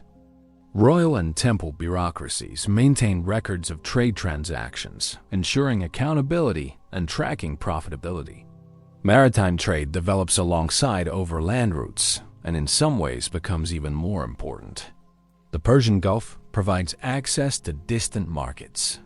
Sumerian traders establish connections with Dilmun, generally identified with Bahrain, which serves as an entrepot connecting Mesopotamia with more distant regions. From Dilmun, Sumerian merchants can access the products of Magan, probably the Oman Peninsula, which supplies copper and diorite stone. Even further afield is Meluhha, possibly the Indus Valley civilization, source of exotic woods, precious stones, and other luxury goods. Maritime trade offers several advantages over overland caravans. Ships can carry much larger cargoes than donkey caravans. Water transport is generally safer, with less risk from raiders, though storms and shipwrecks present their own dangers. And sea routes can reach regions inaccessible by land. The king who controls ports and ships has access to wealth from maritime trade. Royal inscriptions sometimes boast about the king's fleet, the distant lands his ships visit, and the exotic goods they bring home. But not all wealth flows into the kingdom through voluntary trade. Tribute and plunder represent alternative mechanisms for resource extraction. When a Sumerian king defeats a rival city or conquers foreign territory, he demands tribute as acknowledgement of his supremacy. This tribute might include agricultural products, precious metals, luxury goods, or raw materials the conquering city needs. The tribute payments are regular, perhaps annual, creating a steady stream of wealth flowing from subordinate cities to the dominant power. These tributary relationships are formalized through treaties recorded on clay tablets and sealed by both parties, with copies kept in both cities' archives. The subordinate ruler swears oaths of loyalty to the superior king, promises to pay specified tribute, and agrees to provide military assistance if called upon. In return, the superior king offers protection against external enemies and refrains from interfering too heavily in the subordinate city's internal affairs. This system allows powerful kings to extend their economic reach far beyond their direct territorial control, extracting wealth from regions they don't actually administer. Military conquest provides more immediate, if less sustainable, sources of wealth. When a Sumerian army captures an enemy city, the victors engage in systematic plundering. They seize temple treasures, royal stores of precious metals, valuable trade goods, livestock, and whatever else is portable and valuable. They might tear down buildings to salvage valuable materials like wood beams or decorative elements. Most significantly, they capture people as slaves, a form of wealth that can be put to work in fields, workshops, and construction projects. The economics of ancient warfare differ fundamentally from modern conflicts. Modern wars are enormously expensive, draining national treasuries to fund massive military forces and expensive equipment. But ancient wars can actually be profitable for the victors. If you can defeat an enemy without suffering excessive casualties, the plunder and slaves seized can more than compensate for the campaign's costs. This economic logic encourages aggressive kings to launch frequent military campaigns, expanding their power and wealth simultaneously. But not all wealth flows into the kingdom through voluntary trade. Tribute and plunder represent alternative mechanisms for resource extraction. When a Sumerian king defeats a rival city or conquers foreign territory, he demands tribute as acknowledgement of his supremacy. This tribute might include agricultural products, precious metals, luxury goods, or raw materials the conquering city needs. The tribute payments are regular, perhaps annual, creating a steady stream of wealth flowing from subordinate cities to the dominant power. These tributary relationships are formalized through treaties, recorded on clay tablets and sealed by both parties, with copies kept in both cities' archives. The subordinate ruler swears oaths of loyalty to the superior king, promises to pay specified tribute, and agrees to provide military assistance if called upon. In return, the superior king offers protection against external enemies and refrains from interfering too heavily in the subordinate city's internal affairs. This system allows powerful kings to extend their economic reach far beyond their direct territorial control, extracting wealth from regions they don't actually administer. Military conquest provides more immediate, if less sustainable, sources of wealth. When a Sumerian army captures an enemy city, the victors engage in systematic plundering. They seize temple treasures, royal stores of precious metals, valuable trade goods, livestock, and whatever else is portable and valuable. They might tear down buildings to salvage valuable materials like wood beams or decorative elements. Most significantly, they capture people as slaves, a form of wealth that can be put to work in fields, workshops, and construction projects. The economics of ancient warfare differ fundamentally from modern conflicts. Modern wars are enormously expensive, draining national treasuries to fund massive military forces and expensive equipment. But ancient wars can actually be profitable for the victors.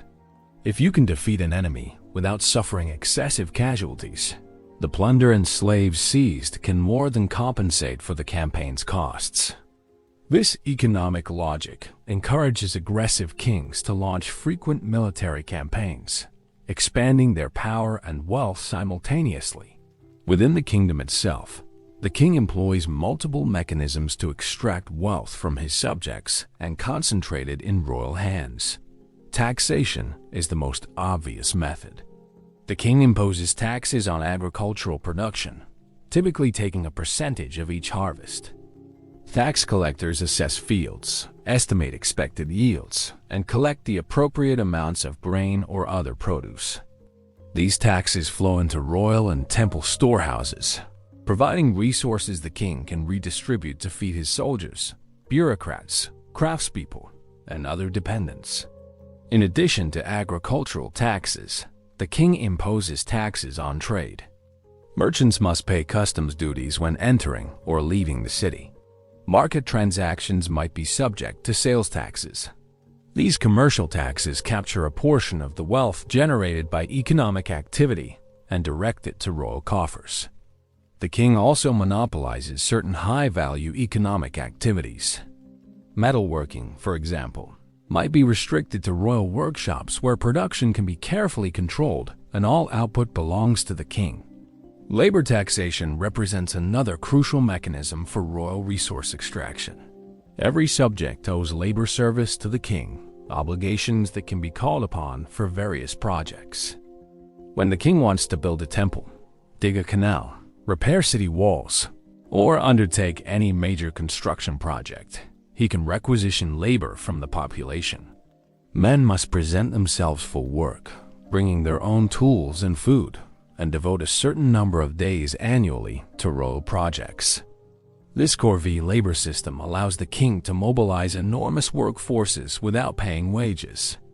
The laborers are fulfilling their obligatory service to the crown, and in return, they maintain their rights as citizens and their access to land.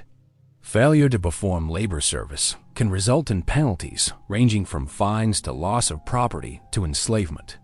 The labor tax is essential for accomplishing the monumental building projects that demonstrate royal power and benefit the kingdom as a whole. The king's accumulation of wealth serves multiple purposes beyond personal luxury. Certainly, the king lives in splendor, surrounded by beautiful objects, fine foods, and every comfort that ancient technology can provide. His palace is filled with treasures.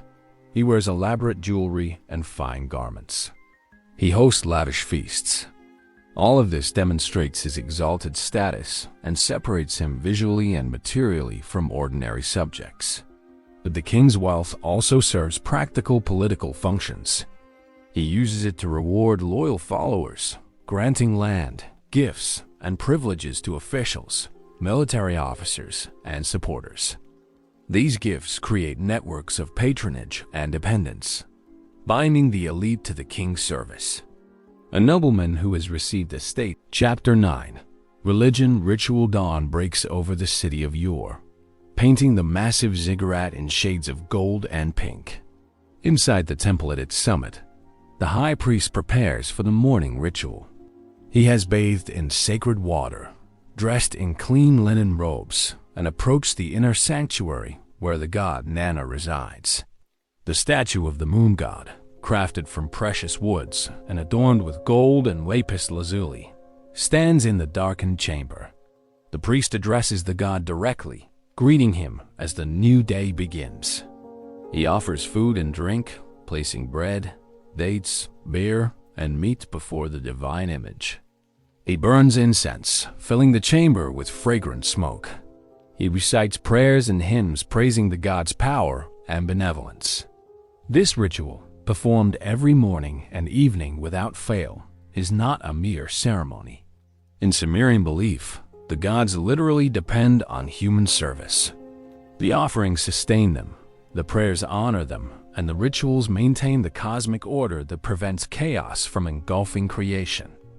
And increasingly, the king himself performs these most sacred rituals, merging political and religious authority in his own person. Understanding this religious dimension of kingship is essential to understanding how Sumerian monarchs legitimize their power and bind their kingdoms together through shared belief and ritual practice.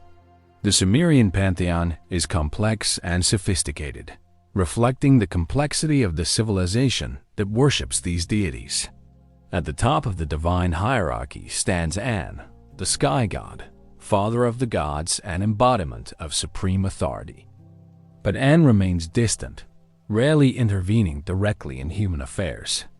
More immediate and active are gods like Enlil, lord of the storm and atmosphere, who grants kingship to rulers, and whose favor is essential for political legitimacy. Enki, god of wisdom and fresh water, provides the knowledge and skills that make civilization possible. Inanna, goddess of love and war, is perhaps the most dynamic and unpredictable deity, capable of bestowing tremendous blessings or inflicting terrible punishments. Each major city has its own patron deity who resides in the city's main temple and takes special interest in the city's welfare. Nana in Ur, Ningersu in Lagash, Inanna in Uruk, these divine patrons are intimately connected with their cities' identities and fortunes. The relationship between gods and humans in Sumerian theology has profound political implications. The gods created humans to serve them, to work the divine estates, and to provide the offerings that sustain divine existence. In return, the gods provide the blessings necessary for human life: fertile fields, adequate rainfall, protection from enemies, and maintenance of cosmic order. This is fundamentally a transactional relationship. Humans serve the gods, and the gods protect and bless humans. But this transaction requires proper mediation, someone who can communicate human needs to the gods and transmit divine will to humans. This mediating role falls to the priesthood and increasingly to the king himself. The king becomes the chief servant of the gods, the primary individual responsible for ensuring that proper rituals are performed, offerings are made, and divine favor is maintained. When the king fulfills these duties faithfully, the gods bless the land with prosperity. When he neglects them, disaster follows. The sacred marriage ritual represents one of the most important religious ceremonies linking kingship with divine authority. During this ritual, performed annually during the New Year festival, the king symbolically marries the goddess Inanna. The ceremony takes place in the temple, where the king and a high priestess representing the goddess engage in ritual sexual union. This act is not merely symbolic, but is believed to have actual cosmic consequences. The union of king and goddess ensures fertility for the land, prosperity for the people, and the renewal of the king's divine mandate to rule. The ritual reinforces several crucial concepts: the king's special relationship with the divine realm, his role in ensuring cosmic order and natural fertility, and his position as mediator between heaven and earth. A king who successfully performs this sacred marriage has demonstrated his favor with the gods and his fitness to rule for another year. Temple construction and renovation represent another crucial arena where royal piety intersects with political power. The gods dwell in their temples, and these divine residences must be maintained in perfect condition. When a temple falls into disrepair, the god may abandon the city, leaving it vulnerable to disaster. Conversely, when a king builds a magnificent new temple or renovates an existing one, he demonstrates his devotion and earns divine favor. Royal inscriptions consistently emphasize building activities, describing in detail the temples constructed, the precious materials used, and the lavish dedicatory offerings made. King Nydia of Lagash, ruling around 2100 BCE, leaves numerous inscriptions describing his construction of a new temple for the god Ningirsu. He tells how the god appeared to him in a dream, commanding him to build a new house. Judea obeys, importing cedars from Lebanon, gold and silver from distant lands, and rare stones from mountains and deserts. When the temple is completed, Judea holds a grand dedication ceremony with feasting, music, and abundant offerings. The god is pleased, and the king's reputation for piety is established. Divination and omens play crucial roles in royal decision-making. The Sumerians believed that the gods communicate their will through signs that trained priests can interpret. Before undertaking major decisions like military campaigns, building projects, or dynastic marriages, the king consults diviners who read omens to determine if the gods favor the action. One common divination method involves examining the entrails of sacrificed animals, particularly the liver. The priests study the size, shape, color, and markings of the liver, comparing what they see to established catalogs of omen interpretation. A favorable liver reading indicates divine approval. An unfavorable one suggests the action should be postponed or abandoned. Dreams are another important source of divine communication. The king's dreams are particularly significant, as the gods are believed to send messages to rulers through nocturnal visions. Priests skilled in dream interpretation analyze royal dreams, extracting meaning and guidance from symbolic imagery. Festivals and public rituals serve to unite the population through shared religious experience while simultaneously demonstrating and reinforcing royal power. The New Year festival, celebrated during the spring when agricultural work begins anew, is the most important annual celebration. The festival lasts for several days and includes processions, rituals, feasting, and entertainment. The king plays a central role, leading processions from the palace to the main temple, making public offerings to the gods, and reciting ritual texts. The entire population participates in some aspects of the festival, creating a shared experience that reinforces social bonds and common identity. But the festival also makes clear the hierarchy of the kingdom. The king is at the center, closest to the gods. The nobility and priests occupy honored positions. Common people participate, but from positions appropriate to their lower status. Through religious ritual, social hierarchy is naturalized and sanctified. presented not as arbitrary human convention, but as reflection of cosmic order established by the gods themselves. The king's responsibility for maintaining Ma'at, cosmic order, extends beyond performing rituals to encompassing proper governance, justice, and moral behavior. In Sumerian thought, the universe operates according to divine principles called Me, a complex concept encompassing natural laws, social norms, cultural practices, and proper behaviors. The Me include everything from kingship and priesthood to agriculture and metalworking, from warfare and justice to music and lovemaking. The gods establish the Me, and human civilization depends on their proper observance. The king is responsible for ensuring that the Me are maintained within his realm. He must ensure justice, protect the weak, honor the gods, maintain temples, organize festivals, wage righteous wars, and generally preserve the proper order of society. A king who violates the Me, who acts unjustly or impiously, threatens not just political stability, but cosmic order itself. Such a king invites divine punishment that may fall not just on him personally, but on his entire kingdom. Religious ideology provides powerful tools for royal propaganda and legitimacy. When a king claims divine selection, opposition to him becomes opposition to the gods themselves. When he presents his military victories as divine triumphs, his enemies are cast as enemies of cosmic order.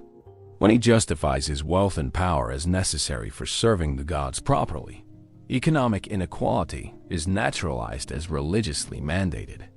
This is not to say that Sumerian religion is merely a tool of political oppression. The beliefs are genuine, deeply held, and shape how everyone in the society, including the king himself, understands reality. But religion and politics are inseparably intertwined in ways that consistently reinforce royal authority and justify hierarchical social organization. The king who neglects the religious dimension of his role, who fails to maintain temples, perform rituals, and cultivate his reputation for piety, will find his political authority weakened regardless of his military or administrative capabilities. Priests represent both allies and potential rivals to royal power.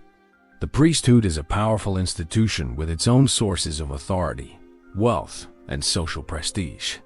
Major temples control vast estates, employ thousands of workers, and possess enormous accumulated wealth.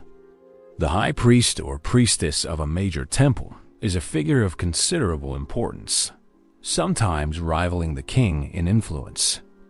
Kings must therefore carefully manage relationships with the priesthood, ensuring their loyalty and cooperation while preventing them from becoming autonomous power centers. Sometimes, kings appoint their own family members to high priestly positions, merging royal and religious authority. Other times, kings work in partnership with an independent priesthood, supporting temple activities generously and receiving priestly endorsement of royal policies in return.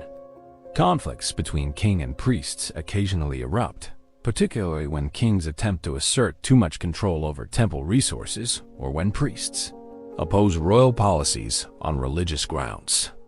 These conflicts reveal the tensions inherent in a system where political and religious authority are distinct but overlapping.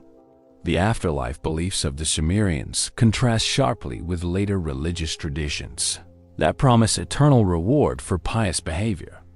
In Sumerian thought, virtually everyone goes to the same gloomy underworld after death, regardless of their moral character or social status in life. The underworld is a dreary place where the dead exist as pale shadows of their former selves, eating dust and dwelling in darkness. There are no heavenly rewards for the righteous, no punishments in hell for the wicked. This afterlife pessimism means that Sumerian religion focuses primarily on securing divine blessings in this life rather than the next. The king who properly serves the gods can expect prosperity, military victory, long life, and healthy children. But after death, even the greatest king joins the masses of undifferentiated dead in the underworld. This belief system encourages kings to seek glory and remembrance through their achievements, building monuments and recording their deeds so that their names will be remembered by the living even after they join the dead below. Chapter 10. Dynasties and Succession. The old king lies dying in his palace chambers, his once powerful body wasted by illness, his breathing labored and shallow. Around his bed gather the great men of the kingdom, his sons, his brothers, the high priests, the military commanders, the chief administrators. Everyone understands that these next hours will determine not just who inherits the throne, but potentially the kingdom as very survival.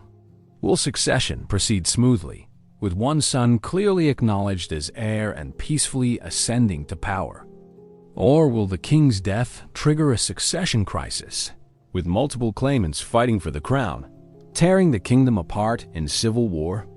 This scene, repeated countless times throughout Sumerian history, reveals one of the fundamental challenges facing ancient kingdoms: how to ensure stable succession from one ruler to the next.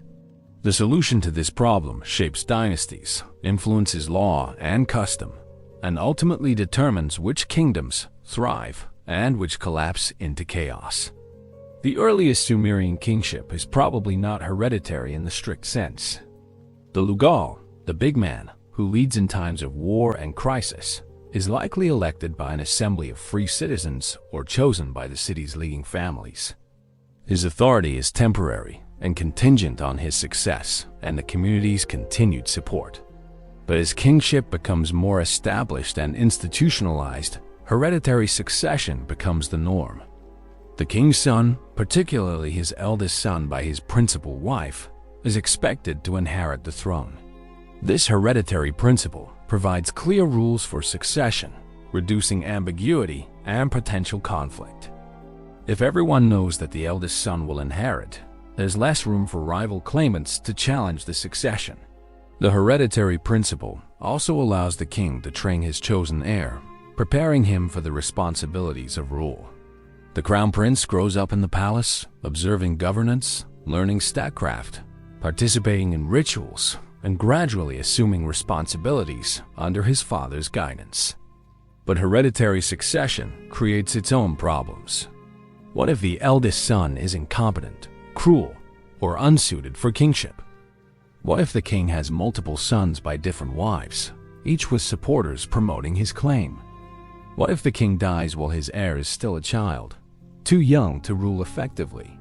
What if the king has no sons at all, only daughters? These scenarios occur repeatedly throughout Sumerian history, each creating succession crises that must be resolved somehow. Various mechanisms develop to address these challenges.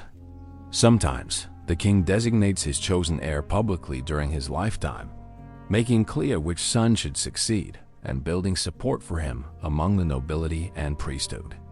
Sometimes, a council of leading citizens or an assembly participates in selecting the next king, providing collective endorsement that enhances legitimacy. Sometimes, a powerful official or military commander serves as regent for a child king, ruling in the boy's name until he comes of age. The role of queens and royal women's succession politics is complex and sometimes crucial. In patriarchal Sumerian society, women generally cannot rule as kings in their own right, though there are rare exceptions. But queens, as mothers of potential heirs, have enormous stakes in succession outcomes. A queen who can ensure her son inherits the throne secures her own position and that of her family. Palace intrigue often involves competition between different wives and their factions, each promoting their own son's claims to succession. Historical records hint at poisonings, conspiracies, and political maneuvering involving royal women, though the male-authored sources generally downplay or ignore women's political activities. Some queens become enormously powerful and influential, effectively co-ruling with their husbands or sons. Others are victims of succession struggles, purged and marginalized when rival factions triumph. The concept of dynasty emerges as families successfully maintain control of the throne across multiple generations. When a king's son succeeds him, and that son is succeeded by his son, and so on for several generations, the family becomes identified with the kingdom itself. The Sumerian king list organizes history around dynasties, listing the successive families that have ruled various cities. First, the kingship is in Kish, then it moves to Uruk, then to Ur, with each city having multiple dynasties as different families gain and lose power. The duration of these dynasties varies enormously. Some last for centuries, with power passing peacefully from father to son across many generations. Others collapse after one or two rulers, overthrown by rivals or destroyed by external conquest. The successful dynasty develops mechanisms for managing succession smoothly, builds a reputation for effective rule that legitimizes the family's continued power, and carefully manages relationships with the nobility, priesthood, and military to prevent challenges. Divine legitimation becomes increasingly important for justifying dynastic rule. The king claims that the gods have chosen not just him personally, but his entire family to rule. His right to the throne comes not from military prowess or political maneuvering, but from divine election. This claim is reinforced through religious rituals, royal inscriptions, and mythological traditions that connect the dynasty to divine origins. Some kings claim descent from gods or legendary heroes, creating genealogies that trace their lineage back to the beginning of time. Others emphasize their role as adoptive sons of particular deities who have chosen them for special favor. The king is not just the most powerful man in the city. He is the god's chosen representative on earth, selected by divine wisdom to rule over humans. This ideology makes opposition to the king not just politically dangerous, but religiously impious, an offense against cosmic order itself. Usurpation represents the dark side of succession politics. A usurper is someone who seizes the throne without legitimate claim, typically through military force or political conspiracy. The usurper faces special challenges in legitimizing his rule since he cannot claim hereditary right or divine selection in the traditional sense. Successful usurpers must therefore create new justifications for their power. They claim that the previous dynasty lost divine favor through impiety or injustice, and that the gods have now chosen them to restore proper rule. They marry daughters of the previous dynasty, creating at least an indirect connection to royal blood. They launch successful military campaigns, demonstrating that the gods are granting them victory. They engage in lavish temple construction, proving their piety. They issue law codes, showing their commitment to justice. And they work to establish their own dynasty, ensuring that their sons succeed them and transforming their usurpation into the foundation of a new legitimate royal line. Sargon of Akkad, whom we discussed earlier, is perhaps the most successful usurper in Mesopotamian history. According to later legend, Sargon is of humble birth, working as a gardener before becoming cupbearer to the king of Kish. He overthrows his master and establishes his own kingdom with a new capital at Akkad. This is classic usurpation, with no hereditary claim to justify his seizure of power. But Sargon brilliantly constructs new sources of legitimacy. He launches incredibly successful military campaigns, conquering all of Sumer and building an empire stretching from the Persian Gulf to the Mediterranean. These victories demonstrate divine favor. Clearly, the gods support him. He claims the title King of Kish, connecting himself to an ancient and prestigious royal tradition. He appoints his daughter Enheduanna as high priestess of the moon god in Ur, inserting his family into the religious establishment of conquered Sumer. Enheduanna, remarkably, becomes a famous poet whose hymns survive to the present day, further enhancing the dynasty's cultural prestige. Sargon's dynasty, the dynasty of Akkad, rules for over a century, with his grandson Naram-Sin even claiming divinity and having himself worshipped as a god. The problem of female succession occasionally arises when a king dies without male heirs. Sumerian culture is patriarchal, and women generally cannot rule as kings. But practical politics sometimes requires flexibility. In some cases, A king's daughter marries a suitable noble or military commander who then becomes king through his wife as royal blood. In other cases, female relatives serve as regents until a male heir comes of age or is identified. Rarely, women rule in their own right, though sources tend to downplay or ignore their reigns. The most famous female ruler in early Mesopotamian history is Kababa, listed in the Sumerian king list as the sole member of the third dynasty of Kish. According to legend, Kababa is a tavern keeper who somehow becomes queen and rules for 100 years. Though this fantastic longevity suggests the account is more mythical than historical. Her inclusion in the king list indicates that female rule, while rare, is at least conceivable within Sumerian political culture. Regicide, the murder of a king, represents the ultimate political crisis. When a king is assassinated, particularly by someone within his own court or family, the kingdom faces both a succession crisis and a legitimacy crisis.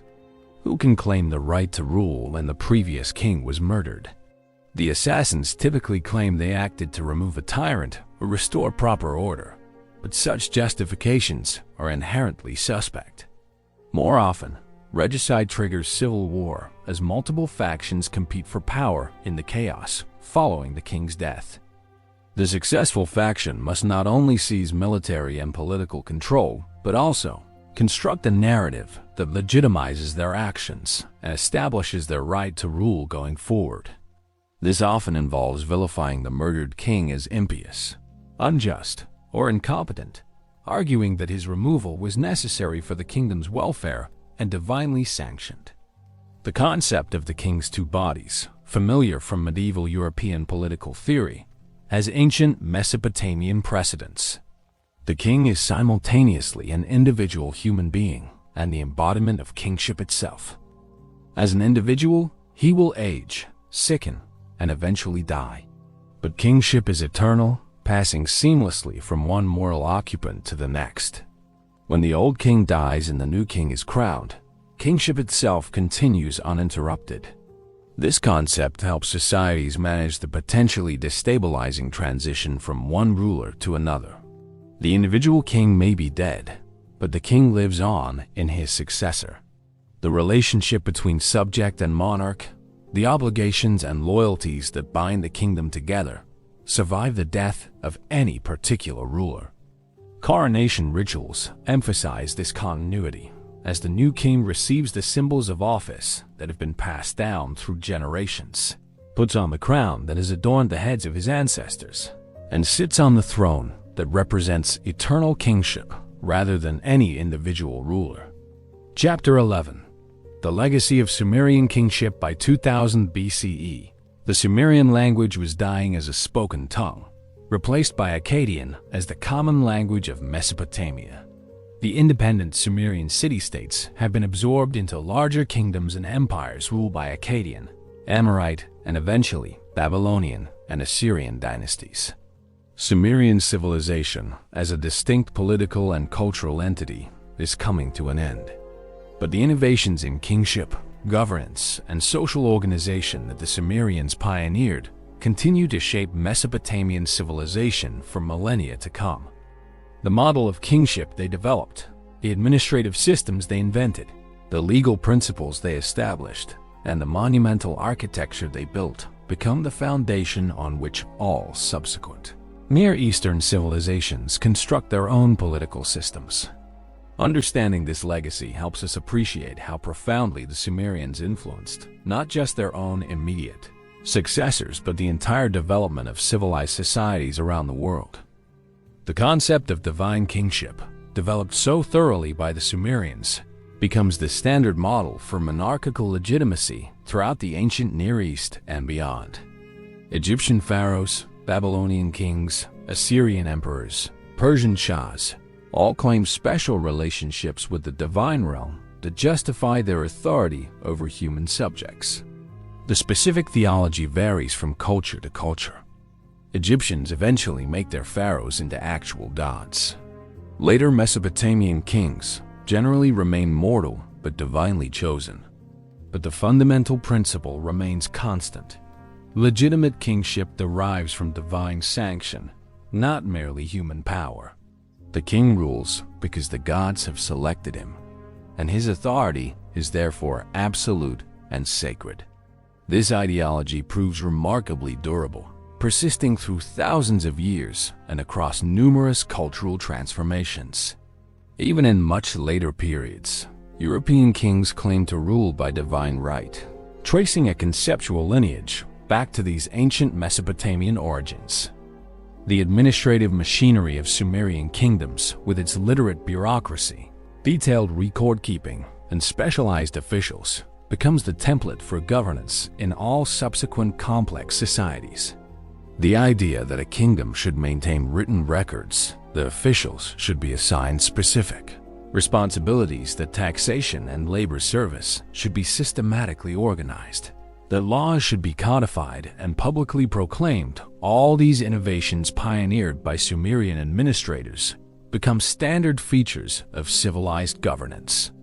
Later empires expand and elaborate on these systems, but the basic framework remains Sumerian. Babylonian administration, Assyrian bureaucracy, Persian imperial governance, all build on foundations laid by Sumerian scribes and administrators in the temples and palaces of ancient Ur, Uruk, and Lagash. Written law codes, beginning with Ur-Nammu's innovations around 2100 BCE, establish a tradition of codified justice that continues through Hammurabi's famous code and beyond, eventually influencing legal systems throughout the ancient world and into the present.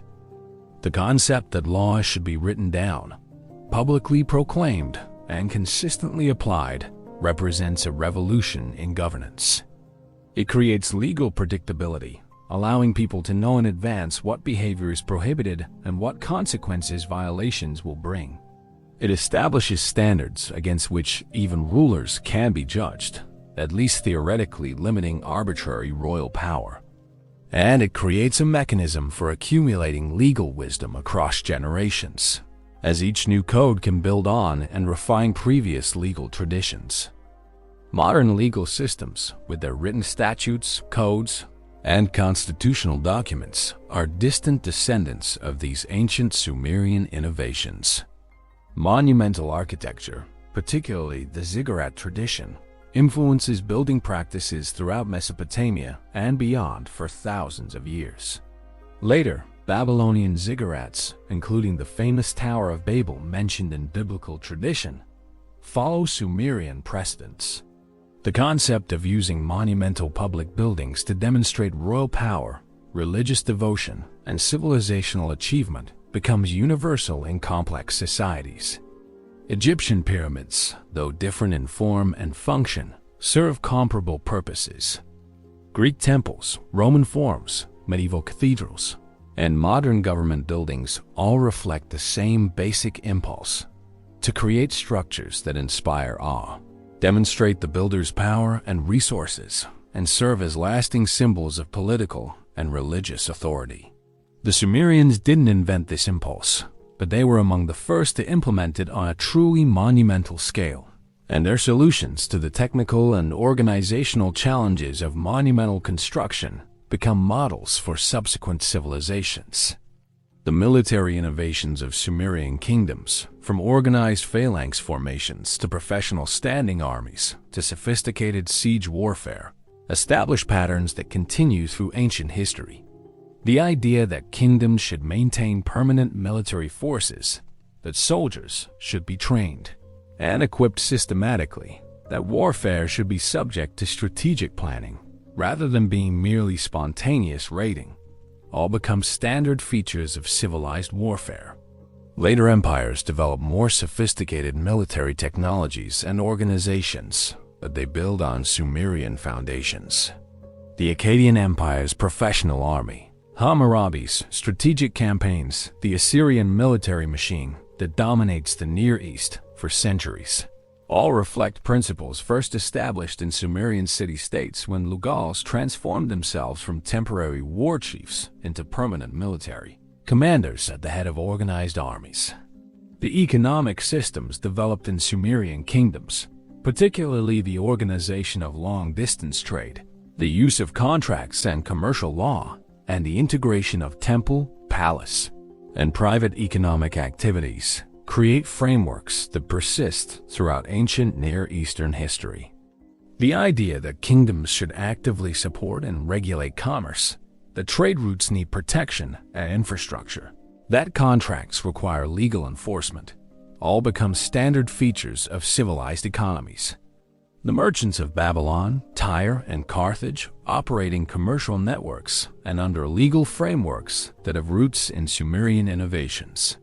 Even modern concepts like contracts, commercial law, interest-bearing loans, and business partnerships can trace their ancestry back to clay tablets produced by Sumerian merchants and administrators in the 3rd millennium BCE.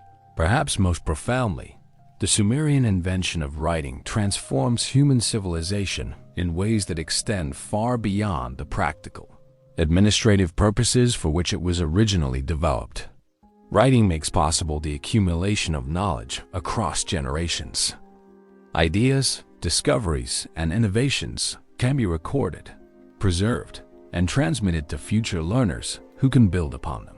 This creates an exponential growth in human knowledge and capability that defines civilized existence.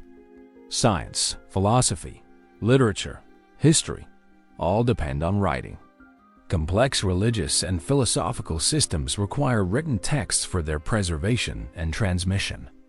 The great literary traditions of world civilization, from Mesopotamian epics to Greek philosophy to modern novels, all descend from those first marks impressed on clay tablets by anonymous Sumerian scribes in Uruk around 3200 BCE. It's difficult to overstate the significance of this achievement. Writing is arguably the single most important technology humans have ever invented, and we owe it to the Sumerians. The very concept of civilization, of complex organized society with cities, specialized occupations, social hierarchy, formal governance, written records, and monumental architecture owes its origins to Sumerian innovations. Before the Sumerians, humans lived in villages and small towns, engaged primarily in agriculture and pastoral herding, with relatively egalitarian social structures and informal governance. The Sumerians created something fundamentally new. The first true cities, the first kingdoms, the first civilization. They demonstrated that humans could organize themselves into societies of tens of thousands of people, could coordinate complex economic activities, could build monumental structures, could develop sophisticated systems of governance and law. Once this breakthrough occurred in Mesopotamia, the model spread. Civilizations developed independently in Egypt, the Indus Valley, China, Mesoamerica, and the Andes.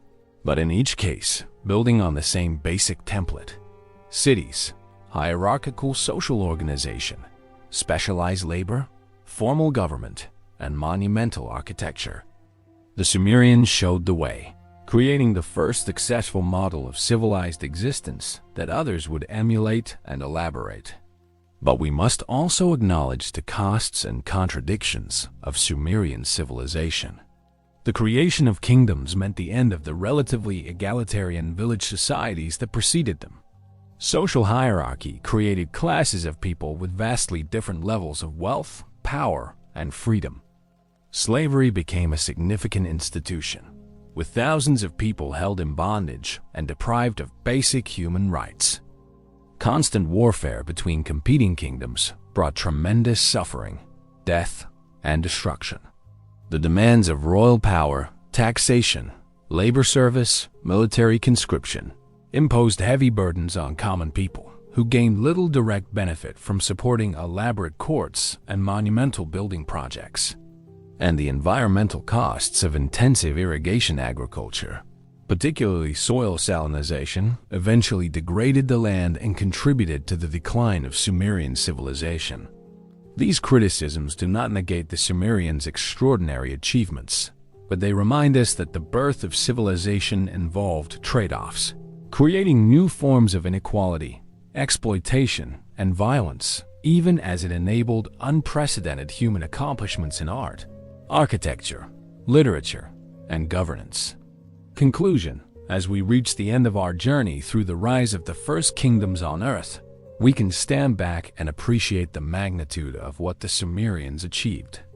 In the space of roughly 1,500 years, from about 4000 BCE to 2500 BCE, human society transformed from simple farming villages into complex kingdoms with tens of thousands of inhabitants, sophisticated governance systems, professional armies, monumental architecture, written records, codified laws, and long-distance trade networks spanning thousands of miles. This transformation represents one of the most significant developments in human history, comparable in importance to the agricultural revolution that preceded it, or the Industrial Revolution that would come millennia later. The Sumerians didn't accomplish this alone, of course. Other cultures in Mesopotamia and neighboring regions contributed to the development of civilization. But the Sumerians were pioneers, the first to successfully implement the complex systems of organization and governance that define civilized existence. How did they do it? The answer, as we've seen, involves multiple factors working together synergistically. The geographic setting of southern Mesopotamia created both opportunities and challenges that encouraged the development of complex organization. The fertile alluvial soil could produce abundant harvests, but only with intensive irrigation requiring coordinated labor. The lack of essential resources like timber, stone, and metal forced the development of long-distance trade networks. The concentration of population in cities created both the opportunity and necessity for more sophisticated governance. Technological innovations, particularly writing and bronze metallurgy, provided tools that made complex administration and effective warfare possible. Religious ideology, with its emphasis on divine kingship and cosmic order, legitimized royal authority and bound societies together through shared belief and ritual. Legal systems provided predictability and justice, at least in theory, making complex economic and social relationships possible. And military power enforced royal authority, defended kingdoms from external threats, and enabled the expansion of power through conquest. The key insight is that these factors are interconnected and mutually reinforcing. Writing enables complex bureaucracy, which allows more efficient taxation, which provides resources for professional armies, which enable territorial expansion, which increases resources, which allows more impressive temple construction, which enhances religious legitimacy, which strengthens royal authority, which makes it easier to mobilize labor for irrigation projects, which increases agricultural production, which supports larger populations, which enables more specialized occupations, which drive technological innovation, and so on in a positive feedback loop. Once this process begins, it becomes self-sustaining and self-accelerating. Small advantages compound over time, allowing successful kingdoms to grow increasingly powerful while less organized societies are absorbed or left behind. The Sumerian model of kingship balances several sources of authority: military power, religious legitimacy, administrative efficiency, legal justice, and economic prosperity. The most successful kings are those who excel in all these domains, who can lead armies to victory while also maintaining temple rituals, administering justice fairly, organizing labor efficiently, and promoting economic prosperity. This multifaceted nature of kingship makes it a demanding role requiring extraordinary individuals. Not all Sumerian kings are up to the challenge, and those who fail in any major aspect of kingship risk losing power to more capable rivals. But the successful kings who manage to excel across all these domains can accomplish extraordinary things, building empires, creating monumental architecture, commissioning great works of literature, and establishing legal systems that shaped their civilizations for centuries. We can trace direct lines of influence from Sumerian innovations to our own contemporary world. Our legal systems, with their written codes and emphasis on justice, descend from Sumerian precedents. Our bureaucratic governments, with their specialized officials and detailed record-keeping, follow patterns established in Sumerian palaces and temples.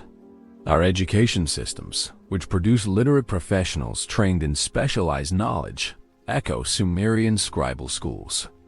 Even our fundamental concept of civilization itself, with its cities, social hierarchy, formal governance, and cultural achievements, reflects the model first successfully implemented in ancient Sumer. When we look at a modern city skyline dominated by impressive buildings, we're seeing a contemporary expression of the same impulse that led Sumerian kings to build their ziggurats. When we consult written laws or sign contracts, we're participating in traditions that began on clay tablets in Mesopotamia 5,000 years ago. The first kingdoms on Earth rose because humans discovered how to organize themselves on unprecedented scales, coordinating the activities of thousands or tens of thousands of people toward common goals.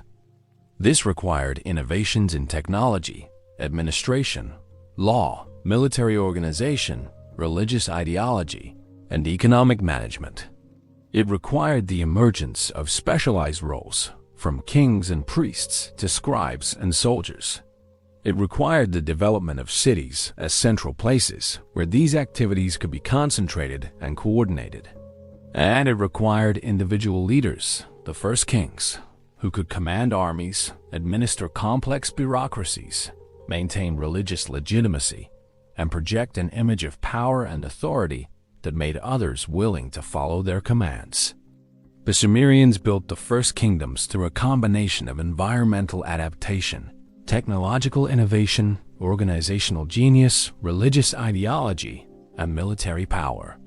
They created something unprecedented in human history: complex, hierarchical societies with formal governments, written records, codified laws, professional armies, and monumental architecture.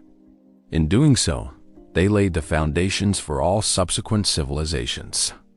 The world we inhabit today, with its cities, governments, laws, schools, and countless other institutions, is built on foundations laid by those ancient Mesopotamian pioneers who first figured out how to transform villages into kingdoms, how to organize thousands of people under centralized authority, and how to create the complex systems that define civilized existence.